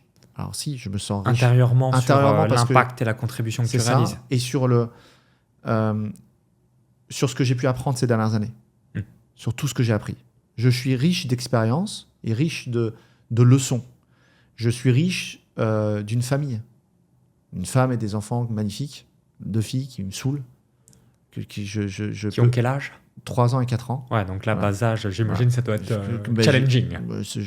Tous les jours, je risque un meurtre. Voilà, mais je me contiens encore. Mais voilà, mais je me sens riche de tout ça. Mais pour moi, la richesse n'a rien à voir avec l'argent. Donc, je pourrais avoir 5 000 € sur mon compte en banque et me sentir l'homme le plus riche du monde. Ok. Si j'avais ce que j'estime être riche pour moi, c'est-à-dire la santé, la famille et la liberté. On garde la notion de liberté dans la richesse, qui pour moi est importante, parce que j'ai une équation simple aujourd'hui que je présente, j'ai présenté à mon séminaire, qui pour moi est vraiment l'équation de la vie. C'est de se dire, ok, les gens veulent être libres financièrement, c'est le mot d'ordre aujourd'hui. Hein. C'est un peu comme je veux être entrepreneur. Ouais, c'est ça, exactement. Bon. C'est l'effet de mode. C'est exactement ça. Bon, qu'est-ce qu'il y a derrière ? Il y a quelque chose, hein, ça ne s'arrête pas là. C'est quoi derrière ? Donc derrière la liberté financière, en fait, il y a le bonheur. Il n'y a pas un mec sur Terre qui va me dire je veux pas être heureux. Voilà, il est taré. Mais donc, en fait, les gens veulent juste être heureux. C'est tout ce qu'ils veulent. Mais derrière ça, ou plutôt devant, pour être heureux, il y a cette notion de liberté. Les gens sont heureux s'ils sont libres. C'est-à-dire avoir la liberté de pouvoir dire je vais travailler ou pas, une sacrée liberté. Avoir la liberté de se dire ok, vous savez quoi, les enfants, les filles, ma femme ou les potes, les gars, on se barre en une semaine. Là, comme ça, on prend nos clics et nos claques, on prend un billet, on s'en va. Ça, c'est la liberté. Pour être libre et faire tout ça, qu'est-ce qu'il faut ? Tu parlais de contrôle, il faut de l'argent. Il n'y a pas de secret. On vit dans un monde, ça sera peut-être pas plus comme ça dans 100 ans, mais aujourd'hui, il fonctionne comme ça. Donc, il faut de l'argent. Et donc, pour ça, il faut donc de l'argent. Mais il y a un autre pilier que les gens oublient. C'est la santé. Qui est notre actif numéro 1. Exactement. Et que les gens... J'ai appris récemment que 90% des dépenses liées à la santé intervenaient dans les 3 dernières années de vie. Donc c'est vraiment dans l'urgence où malheureusement le mal est fait. C'est ça. C'est là où on se bouge les fesses, mais malheureusement c'est trop tard. C'est trop tard. Ouais. C'est terrible. Au lieu les de gens faire parlent de la prévention, je comprends. comprends. Les gens parlent d'investissement. Il faut investir, il faut investir, il faut investir. Oui, investissez votre argent, mais investissez aussi sur votre santé. Et moi le premier, hein. Donc je change aussi de paradigme un peu par rapport à ça. Et je commence à investir beaucoup plus dans ma santé, dans la prévention. Alors, je crois que c'est en Chine. Hein. En Chine, ils payent les médecins tant que tu ne tombes pas malade. Ok. En France, on te paye quand tu es malade pour te soigner. Là-bas, ils te payent tant que tu ne tombes pas malade. Donc le médecin est responsable de ta bonne santé. Donc ils sont dans un modèle qui est complètement différent. Ce qui est à mon sens un meilleur modèle, le modèle chinois chinois sur cet on est aspect-là. d'accord. Sur cet aspect-là. On est d'accord. Donc tu as l'argent et tu as la santé. Et la santé, personne n'en parle. Dans le modèle de liberté financière. La santé du corps et de l'esprit.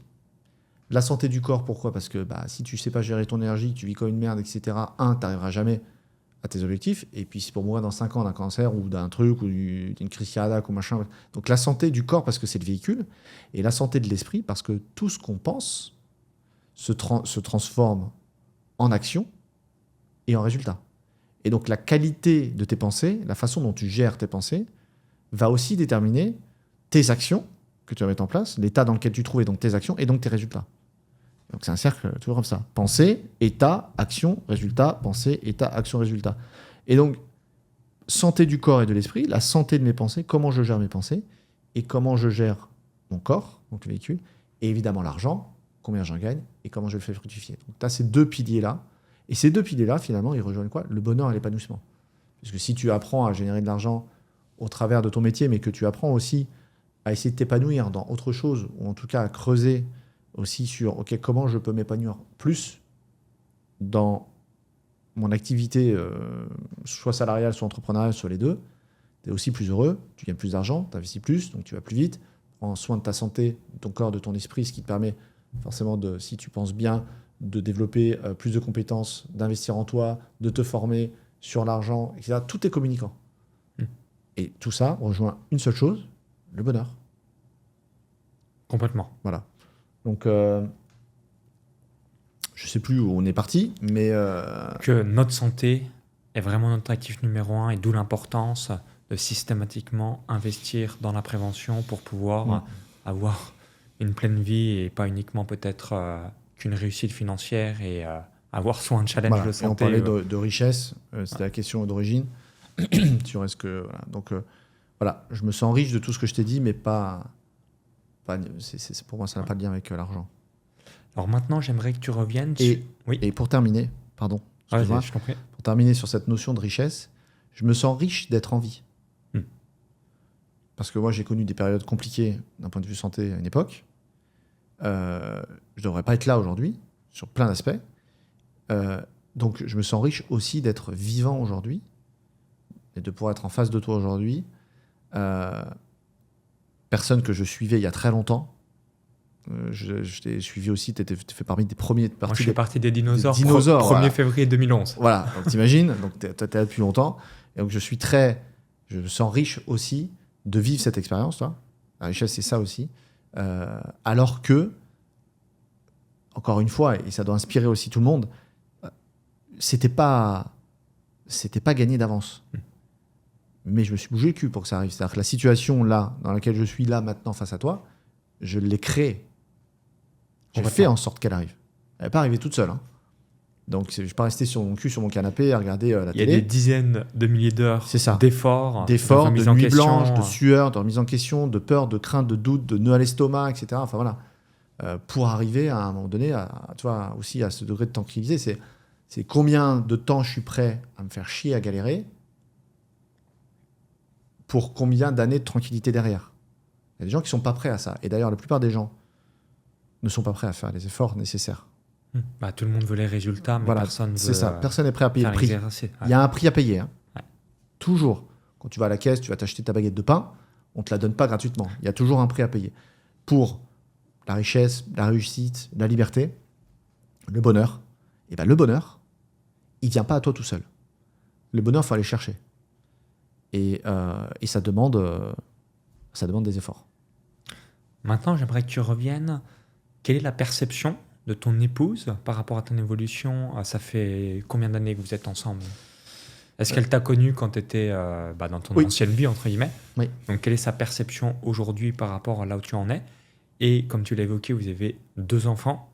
Quelle valeur penses-tu transmettre ces 2 filles, à tes 2 filles, pour justement avoir leur meilleure vie possible, développer leur plein potentiel, et en même temps, c'est parfois le piège, et on sait tous que les enfants de personnes qui sont très fortunées n'ont pas cette niaque, puisque évidemment le confort est arrivé, ou là, toi comme moi, ou comme des milliers d'exemples sur Internet, où souvent les personnes de zéro, liées à une blessure de l'enfance, ils se donnent les moyens pour avoir des excellents résultats, et peut-être que tu t'es déjà posé la question. Moi, je me suis dit, c'est vrai que si j'avais pas eu les parents que j'ai eus, je serais peut-être pas en train de faire ce que je suis en train de faire.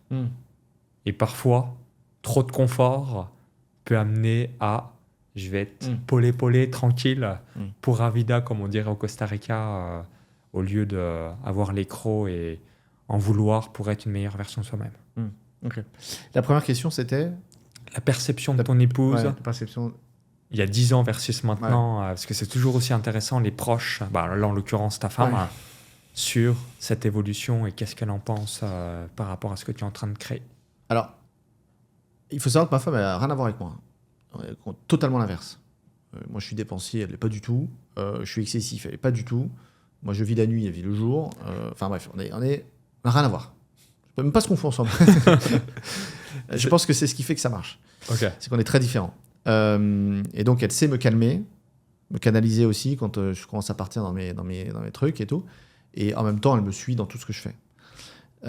Mais c'est un très bon conseillère. Et donc, la perception qu'elle a aujourd'hui, elle garde toujours les pieds sur terre.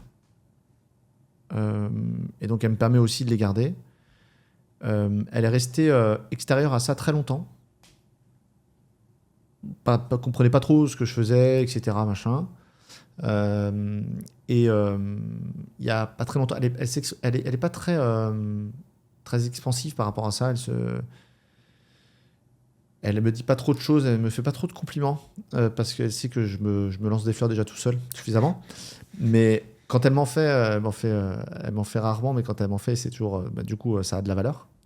Et elle m'en a fait récemment, là, notamment sur le séminaire, où elle a dit, voilà, elle a pu aussi se rendre compte véritablement de l'impact que je pouvais avoir, de ce que je faisais. Donc elle m'a dit que voilà, elle était très fière, donc je pense qu'elle est fière, puisqu'elle me l'a dit, et que je l'avais impressionnée. Ce sont des mots forts et qui sont rares, puisque voilà, me le dit très rarement. Donc son langage d'amour n'est peut-être pas les mots. Non. Voilà. Non, pas du tout. Mais du coup, quand ils sortent, voilà, ils font plaisir. Ça fait de l'effet. Ça fait de l'effet, voilà, donc c'est tout l'intérêt. Mais donc voilà, donc elle est beaucoup moins argent que moi. Elle est beaucoup moins attirée par ça.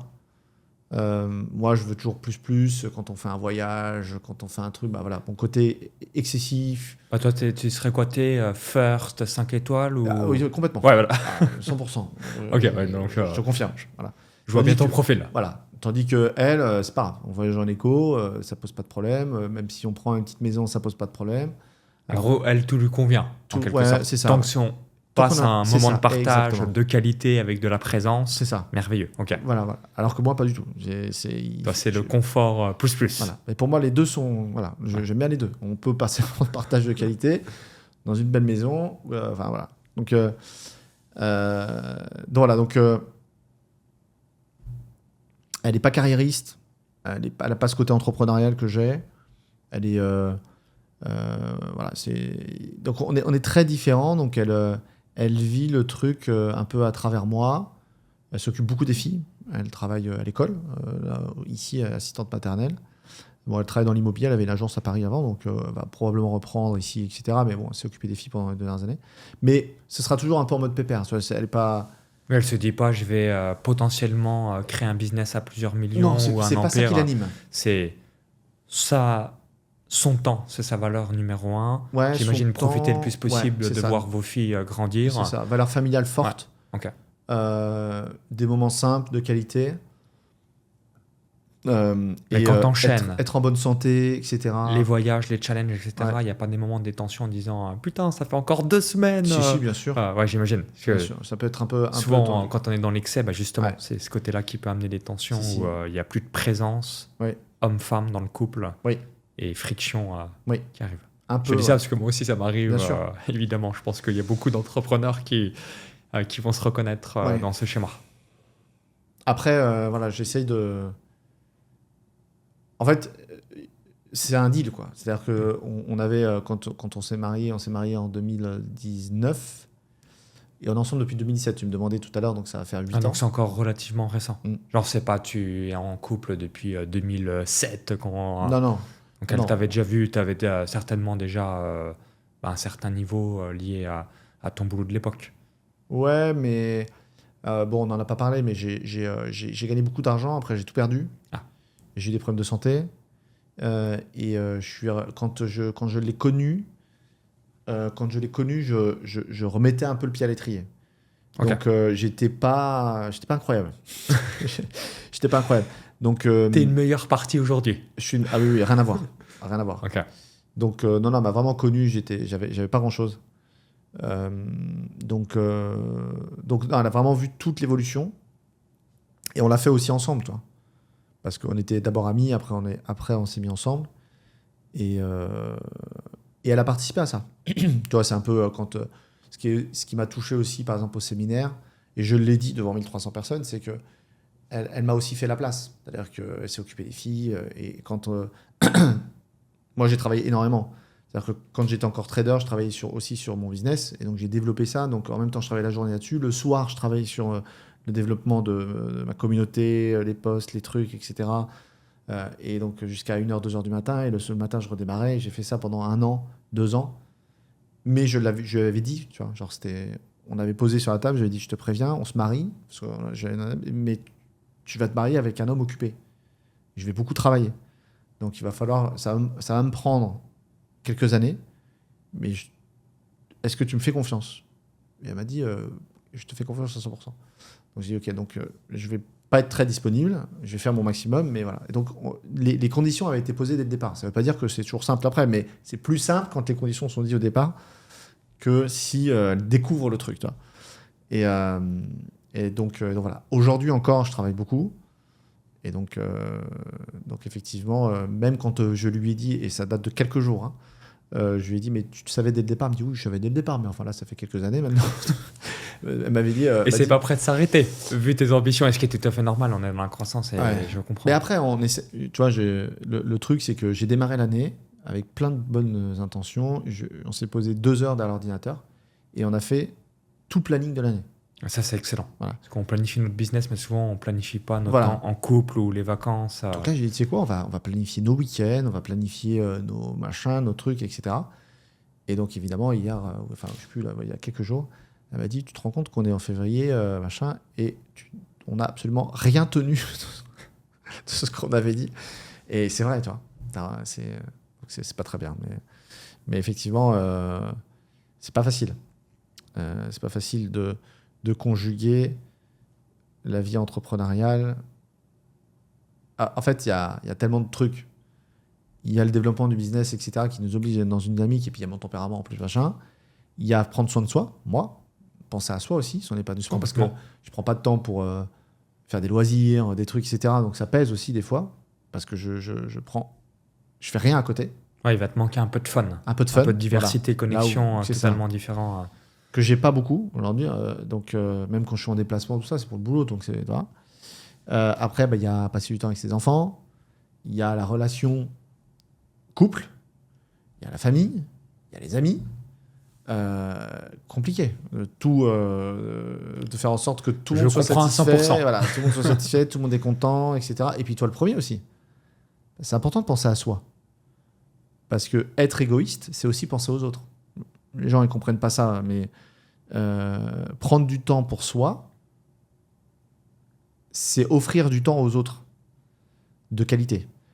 Du temps et du temps de qualité. Pourquoi ? Parce que si tu es bien, en bonne santé, parce que tu prends du temps, tu déstresses, tu prends du temps pour toi, et que tu prends soin de toi, de ta santé, de ton esprit.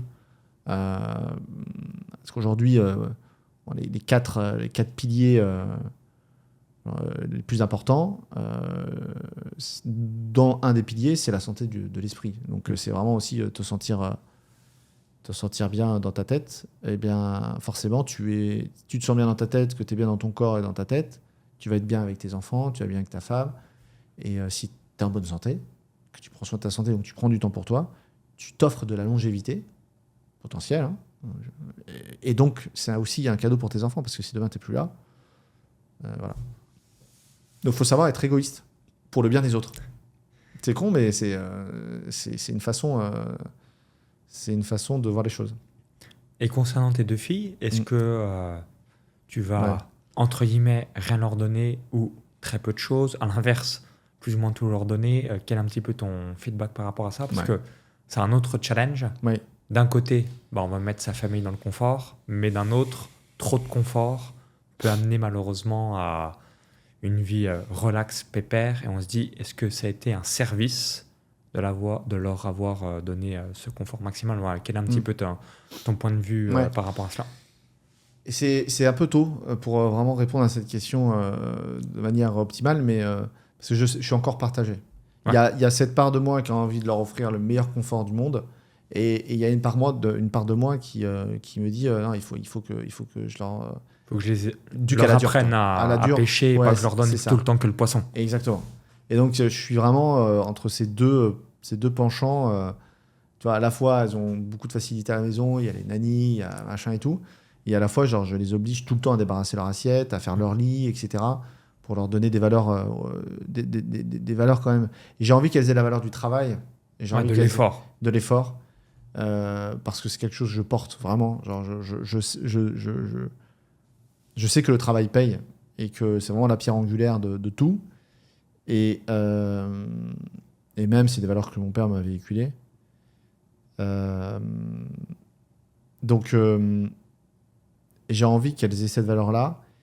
Il y a une valeur aussi qui est importante pour moi, c'est de compter sur personne. C'est de ne compter que sur soi-même. Personne ne va venir te sauver. Jamais. Les gens se foutent complètement de ta situation. On est tous égocentrés Voilà, sur nous, c'est ça. 24 heures sur 24, Voilà. 7 jours sur 7. Si quelqu'un s'intéresse à toi, c'est qu'il a forcément un truc à en tirer, etc. Et c'est OK. C'est des deals, on fait des deals, des machins, des trucs, mais c'est toujours communicant. Et c'est comme ça que le monde fonctionne. Mais du coup, il faut le comprendre. Et se dire que quand tu seras dans la merde ou quand ça va pas, bizarrement, tu verras qu'il y a beaucoup moins de monde autour de toi. Et c'est comme ça. Mais c'est juste qu'il faut en avoir conscience. Et donc, un truc qui est hyper important, c'est ne compter que sur soi. Que sur soi. Et donc, il faut avoir cette valeur du travail et apprendre voilà, qu'on est seul et qu'il faut se battre pour ne dépendre de personne. Surtout pas de l'État, mais même des gens d'une manière générale. Alors, il peut arriver dans la vie qu'on ait besoin des autres et qu'on ait à tendre la main. Moi, ça m'est arrivé. Et il peut y avoir des gens pour aider. Dans certaines situations, je ne parle pas que d'argent, hein, ça peut être dans n'importe quelle situation. Mais la plupart du temps, il faut avoir ce profil-là. Donc, je ne sais pas comment je vais gérer ça. Elles ont que 3 à 4 ans. T'as encore quelques années devant toi, mais ça sera intéressant. Mais ça va être intéressant de réfléchir à ça et de voir un peu dans quel contexte je les éduque et où ça commence, où ça s'arrête et comment on les prépare au monde de la meilleure des manières. Parce qu'en plus, à Dubaï, c'est pas le monde réel. Hein. Bah, toi, c'est 2 filles. Ouais. Donc ça va. Parce que je me disais, quelqu'un qui a des enfants, des garçons, Ouais. à Dubaï, c'est peut-être pas le meilleur cadeau puisque c'est pas la vraie vie dans le sens sécurité optimale, etc. Alors que tu vas dans d'autres pays, tu es en mode relax et là, bam, tu as soit un homejacking, soit un pickpocket, etc. Et bah, quand on est une femme, des filles, là, je pense que c'est un très bon environnement à Dubaï. Mais par contre, si on a des garçons, à mon sens, ça serait bien de les mettre un petit peu dans l'adversité pour pas que ça devienne des couilles molles ou des fiottes quand ils sont adultes, parce qu'ils ont tellement vécu la simplicité et la sécurité optimale que lorsqu'ils vont dans un pays où ce n'est pas le cas, ou beaucoup moins, il y a un gap qui est colossal. Quoi. Ouais, je suis d'accord. Après, je pense que même pour une femme, hein, c'est bien, l'environnement est génial, mais même pour des filles, je pense qu'il faut... Alors, je dis pas que c'est pas le monde réel, je dis pas que c'est pas le monde normal, parce qu'on devrait vivre dans un monde normal. Pour moi, voilà. Dubaï, par exemple, pour l'aspect sécurité, ça devrait être le monde. Ça devrait être le monde, je suis totalement d'accord. Voilà. Et c'était le monde il y a quelques temps, hein, encore, enfin, il y a quelques temps. Pas dans tous les pays, mais... peut-être un exemple tout bête, c'est le stop. Par exemple, mes parents me disaient, quand ils étaient adolescents ou jeunes adultes, donc c'est peut-être dans les années 75-80, tu faisais ton stop, les personnes te prenaient, on rendait des services, etc. Aujourd'hui, si quelqu'un est avec son pouce pour faire du stop en France, soit il va se faire snober, soit il va peut-être avoir peur d'avoir un fou qui va justement, oui, je veux bien te prendre, mais ça va être un trajet spécial pour toi. Ouais, non, c'est clair. Là, c'est aussi les environnements qui changent totalement. Ouais.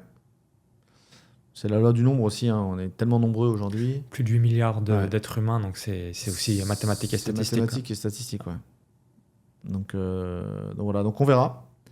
On verra ce qui se passera pour mes filles et comment je gérerai. Mais voilà, tu parlais, est-ce que je vais rien leur léguer ou leur verser, etc. C'est pareil, j'ai ce paradoxe. Il y a une part de moi, j'ai envie de tout cramer, dire les filles, vous démerdez, quoi, vous gagnez votre argent. Et il y a une part de moi qui a envie de leur dire, les filles, vous êtes tranquilles. Tu vois. Mais je pense que c'est de l'ego. Encore. À mon sens, c'est peut-être mieux d'expliquer, j'aimerais que vous me montrez par vous-même que vous êtes indépendante et que vous êtes en mesure de générer du cash, de créer votre propre liberté. Et si la personne a les clés, comme toi, tu as les clés, si demain on te donne 10 millions d'euros, 50 millions d'euros, tu vas pas faire n'importe quoi parce que tu as le mindset, les connaissances, les compétences, le réseau, etc.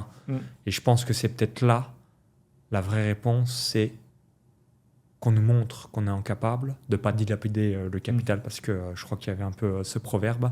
Tu as une génération qui l'a créé, la deuxième en profite et la troisième la dilapide. Et c'est assez ballot quand on sait la difficulté, entre guillemets, de créer un empire, que 50 ans après, tu dis ah ouais, d'accord, maintenant on est à nouveau pauvre, entre guillemets, parce qu'il n'y a pas eu cette éducation financière, plus cette culture de l'effort qui a été inculquée comme valeur. Ouais, c'est vrai. Ouais. On en parlait l'autre jour avec un mec qui gère notamment la fortune des Rothschild et qui il expliquait justement que c'est une des familles qui a réussi à faire de génération en génération. et non, ce qui est très rare. Ouais, ce qui est très rare, voilà. Et donc il demandait comment vous avez fait, quoi. Et donc on en parlait l'autre jour, mais j'ai discuté aussi avec une fille. Son père était très riche. Alors, je ne me rappelle plus ce qu'il faisait. Et il avait filé à ses enfants une somme. Et il leur avait dit, voilà, vous montrez-moi que vous êtes capable de la gérer, de la faire fructifier, etc. Et donc il avait fait travailler mais très jeune, hein, il avait fait travailler leur intellect, enfin leur capacité entrepreneuriale comme ça. Ça peut être une façon aussi. Hein. Ça peut être une idée. À voir.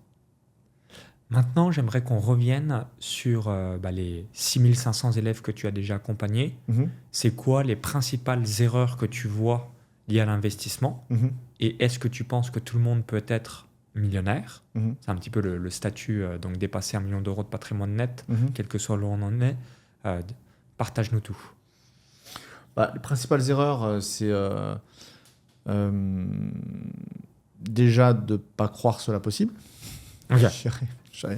C'est déjà de penser qu'il faut des gros capitaux, de penser qu'il faut être Warren Buffett, de penser que... Ou un expert de la finance, et c'est pas accessible à soi. Voilà, okay. Et qu'il faut un gros capital de départ, ou qu'il faut beaucoup d'argent tous les mois, etc. etc. Donc je dirais que ça, c'est la première erreur. Deuxième erreur, c'est l'appât du gain, c'est-à-dire que la crédulité rend les gens bêtes.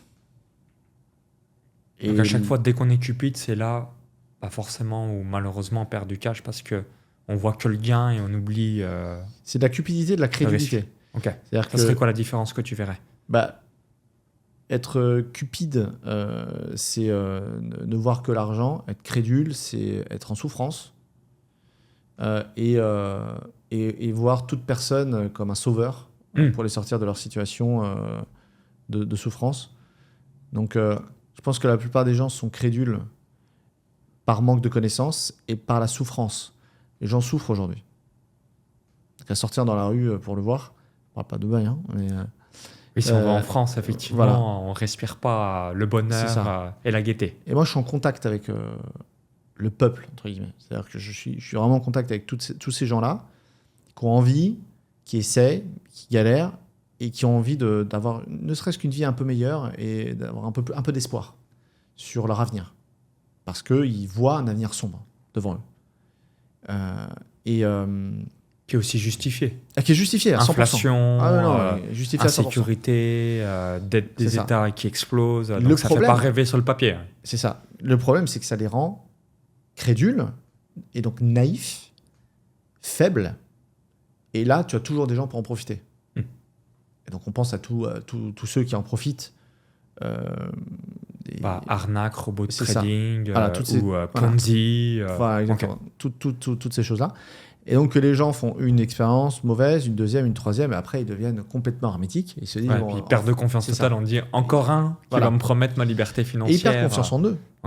Du coup. Parce qu'ils disent en fait, c'est pas pour moi, ça ne fonctionne pas. En fait, c'est pas vrai tout ça.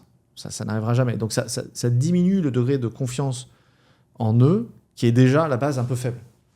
Et donc souvent, moi, je récupère ces profils un peu là et tout, et donc il faut remonter la confiance, en eux, en toi, en ta capacité à les aider, en ton accompagnement, etc. Enfin bref.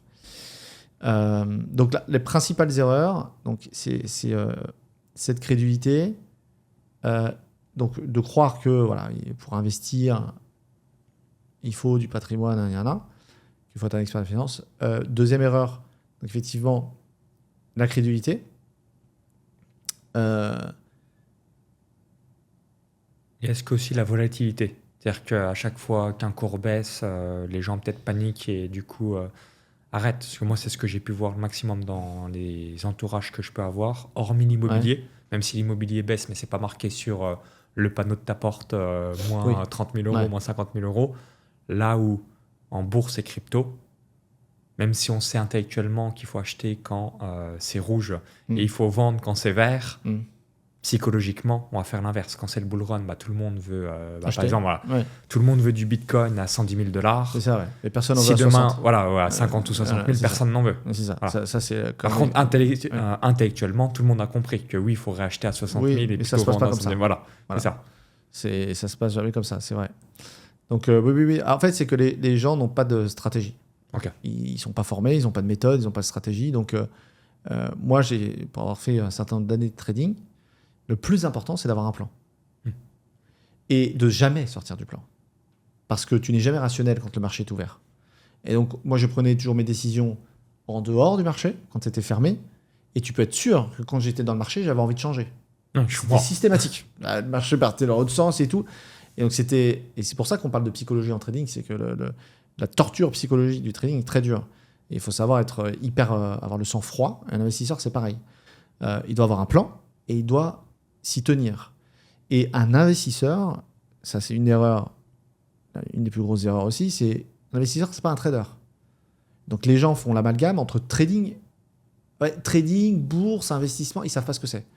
Ils pensent que pour faire de la bourse, il faut acheter, vendre, etc. Machin. Faut lire des articles tous les jours, faut être sur BFM Business. C'est pas ça. C'est un investisseur, c'est d'abord un homme patient ou une femme patiente. C'est quelqu'un qui a un plan et qui fait confiance au temps. Et ceux qui essayent de timer le marché, bonne chance. Mais c'est pas ce que je recommande.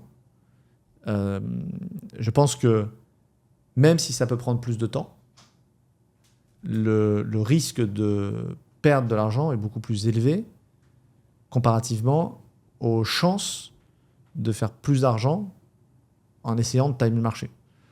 Donc, t'achèteras jamais au plus bas et tu vendras jamais au plus haut, ou alors c'est un gros coup de chatte. La meilleure chance que tu as, c'est de tout le temps acheter le marché chaque mois et d'avoir une vision long terme. Et 2 millions d'euros, il est accessible pour tout le monde. Hein. En fait, c'est des maths. C'est juste que ça peut prendre un certain nombre d'années. Et là où les gens se grillent, déjà, effectivement, dès que le marché bouge, ils paniquent, ils changent de stratégie, ils veulent faire autrement, etc. Ils ne tiennent pas leur plan, s'ils en ont un. Et de deux, comme c'est trop long et trop lent, et que comme on est dans une ère où on a tout en un claquement de doigts, les gens n'ont plus de patience. On est dans l'ère de l'immédiateté. Dès que tu veux un truc, alors en Dubaï c'est encore pire, tu commandes à n'importe quel. Hier j'ai commandé une tondeuse à 2h du mat. Bref, c'est n'importe quoi. Du coup les gens sont impatients. Et c'est paradoxal. Un peu d'horizon, même genre 3 ans, ça paraît le bout du monde. Toute ma vie, alors c'est que c'est rien 3 ans. Je comprends tout à fait. Et donc du coup, pour aller plus vite, qu'est-ce qu'ils vont faire ? Ils vont acheter ils vont essayer de viser de la performance. Le problème de la performance, c'est que pour aller chercher plus de performance, il faut prendre plus de risques. Qui dit plus de risques, dit plus de chances de perdre de l'argent. Et alors que le levier le plus intéressant, il n'est pas d'aller chercher plus de performance, il est d'investir plus d'argent. Ouais. Donc,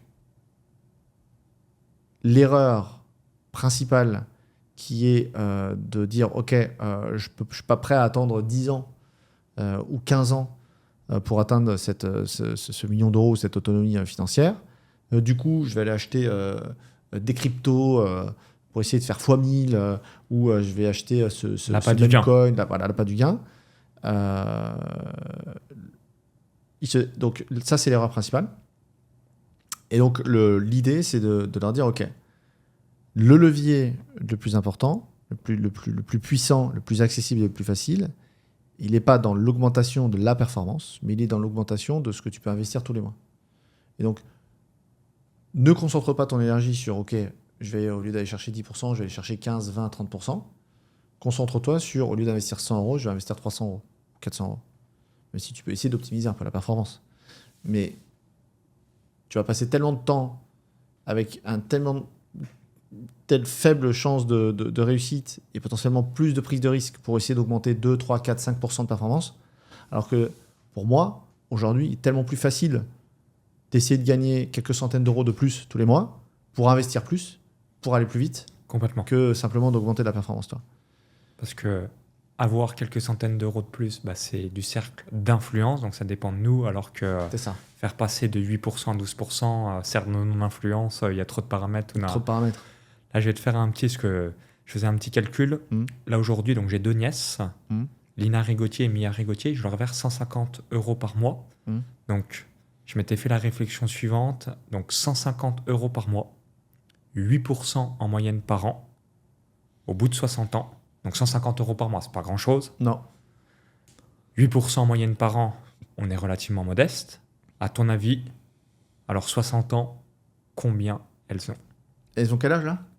Là, moi, j'ai démarré à leur naissance et je me suis dit, c'est une valeur que je vais leur inculquer, c'est toujours épargner. À 8% avec les rendements en gros, de leur naissance jusqu'à leurs 60 ans, 150 € par mois. Et tu as la règle, 8% ou plus, mais on va dire 8%. Et combien tu as avec les rendements composés. Hein. Avec les rendements composés. Je sais pas, je dirais 5 millions d'euros. Alors, un petit peu moins. Entre 3 et 5. Ouais, tu as quand même 2 337 346 €. Et ce qui est assez dingue, 8%. Ouais, 2 337 346 €. Et total des intérêts gagnés, 2 229 000. Donc en gros, on a mis 108 000 €, dans 108 000 € de sa poche. Et on a 2 229 346 € d'intérêt. Ouais.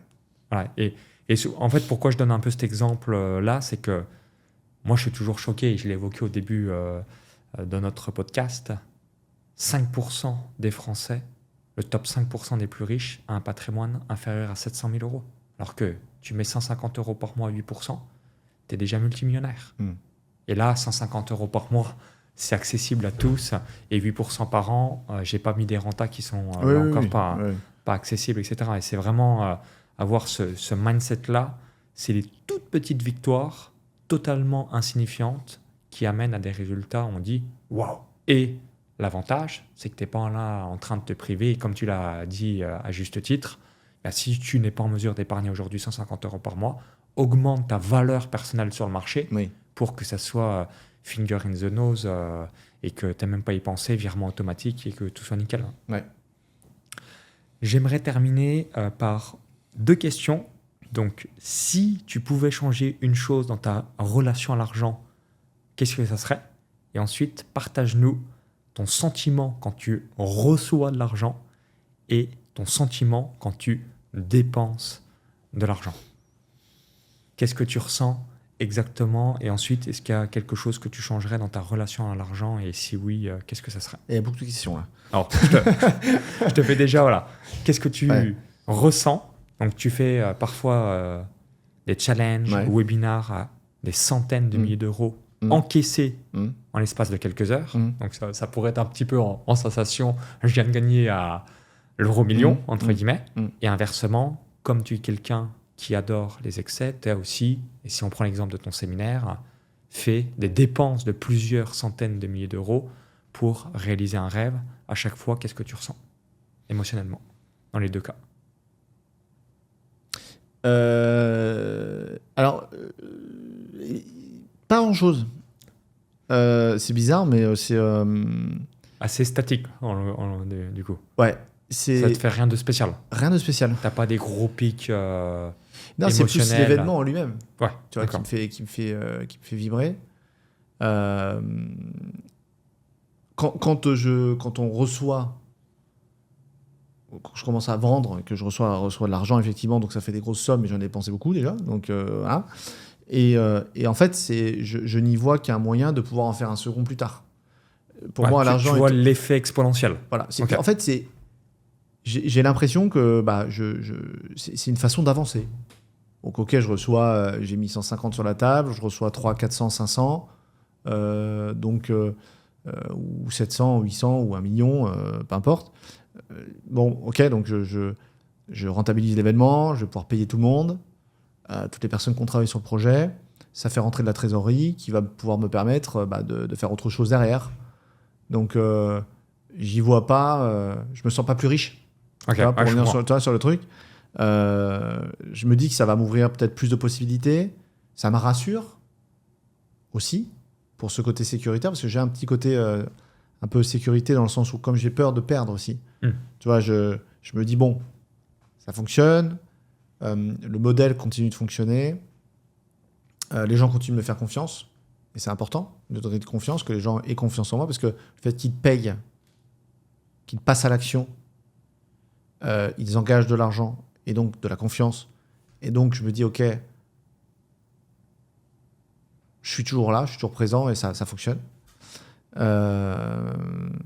Et pareil pour les dépenses. Les dépenses, finalement, c'est qu'il y a moyen de faire en sorte que le projet aboutisse et de réunir un maximum de personnes pour pouvoir parler à un maximum de personnes. Et donc, que je dépense, encore une fois, 10 000 euros, 150 000 ou 500 000 euros, la seule question qu'il faut se poser, c'est comment je le rentabilise quand même derrière. Quel est le ROI derrière? Voilà. Et donc voilà. Donc, Je pense que tu es assez détaché par rapport à ça. C'est Ouais. l'une de tes grandes forces. C'est tant qu'il y a un ROI positif, Ouais.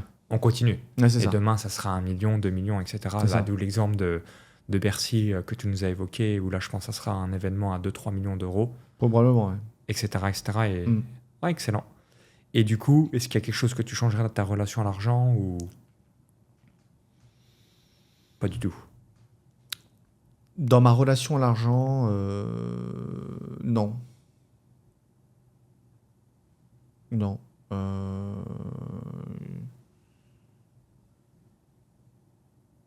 Non, j'aimerais être... j'aimerais parfois être un peu plus raisonnable. Est-ce que tu as l'ambition d'être milliardaire? Oui. Ok. Bon, bah là, c'est dans la suite logique de tout ce que tu nous as dit. Tu devras prendre des risques additionnels, Oui. puisque là, c'est des éléments... je crois qu'il y a peut-être 3000 milliardaires dans le monde, 2500, on va dire 3000, vu que ça augmente chaque année. Donc 8000 milliards d'êtres humains, 3000 milliardaires. Donc là, c'est vraiment l'équivalent comme si on gagne la Coupe du Monde pour un joueur de foot Ouais, ou si on est champion olympique pour un sportif d'un sport. c'est ça. Ouais, l'objectif, c'est 100 millions à 3 ans. De patrimoine. Ou de... Générer. Ah non, ouais, de vente. Ah, 100 voilà, millions d'euros de générer. Effectivement, si on parle... tu parlais en milliardaire. Alors quand je disais milliards, pardon, je voulais dire en patrimoine. En patrimoine. 1 milliard Ouais. d'euros, de dollars net. Ok. Oui, de toute façon, ça ira de pair, mais oui. Ouais, ça change pas l'idée. Donc, 100 millions et 1 milliard, ouais. Okay. Après, 1 milliard, c'est plus que 10 fois 100 millions une fois que tu l'as fait. Hein. Voilà. Merci Jody. Donc si vous avez apprécié l'enregistrement, cliquez sur le petit bouton like, merci par avance et dites-nous dans les commentaires où en êtes-vous concernant votre relation à l'argent, parce que finalement, ce qui va nous amener à être une meilleure version de soi-même, c'est nos croyances, nos habitudes, nos actions, toutes les petites victoires quotidiennes et faire face à nos peurs, nos excuses qui nous amènent à la nouvelle version de nous-mêmes.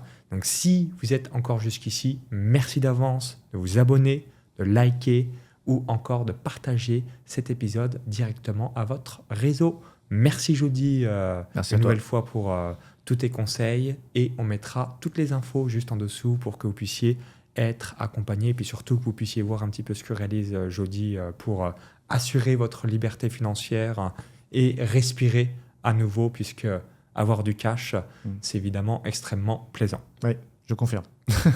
Bye bye. Bye.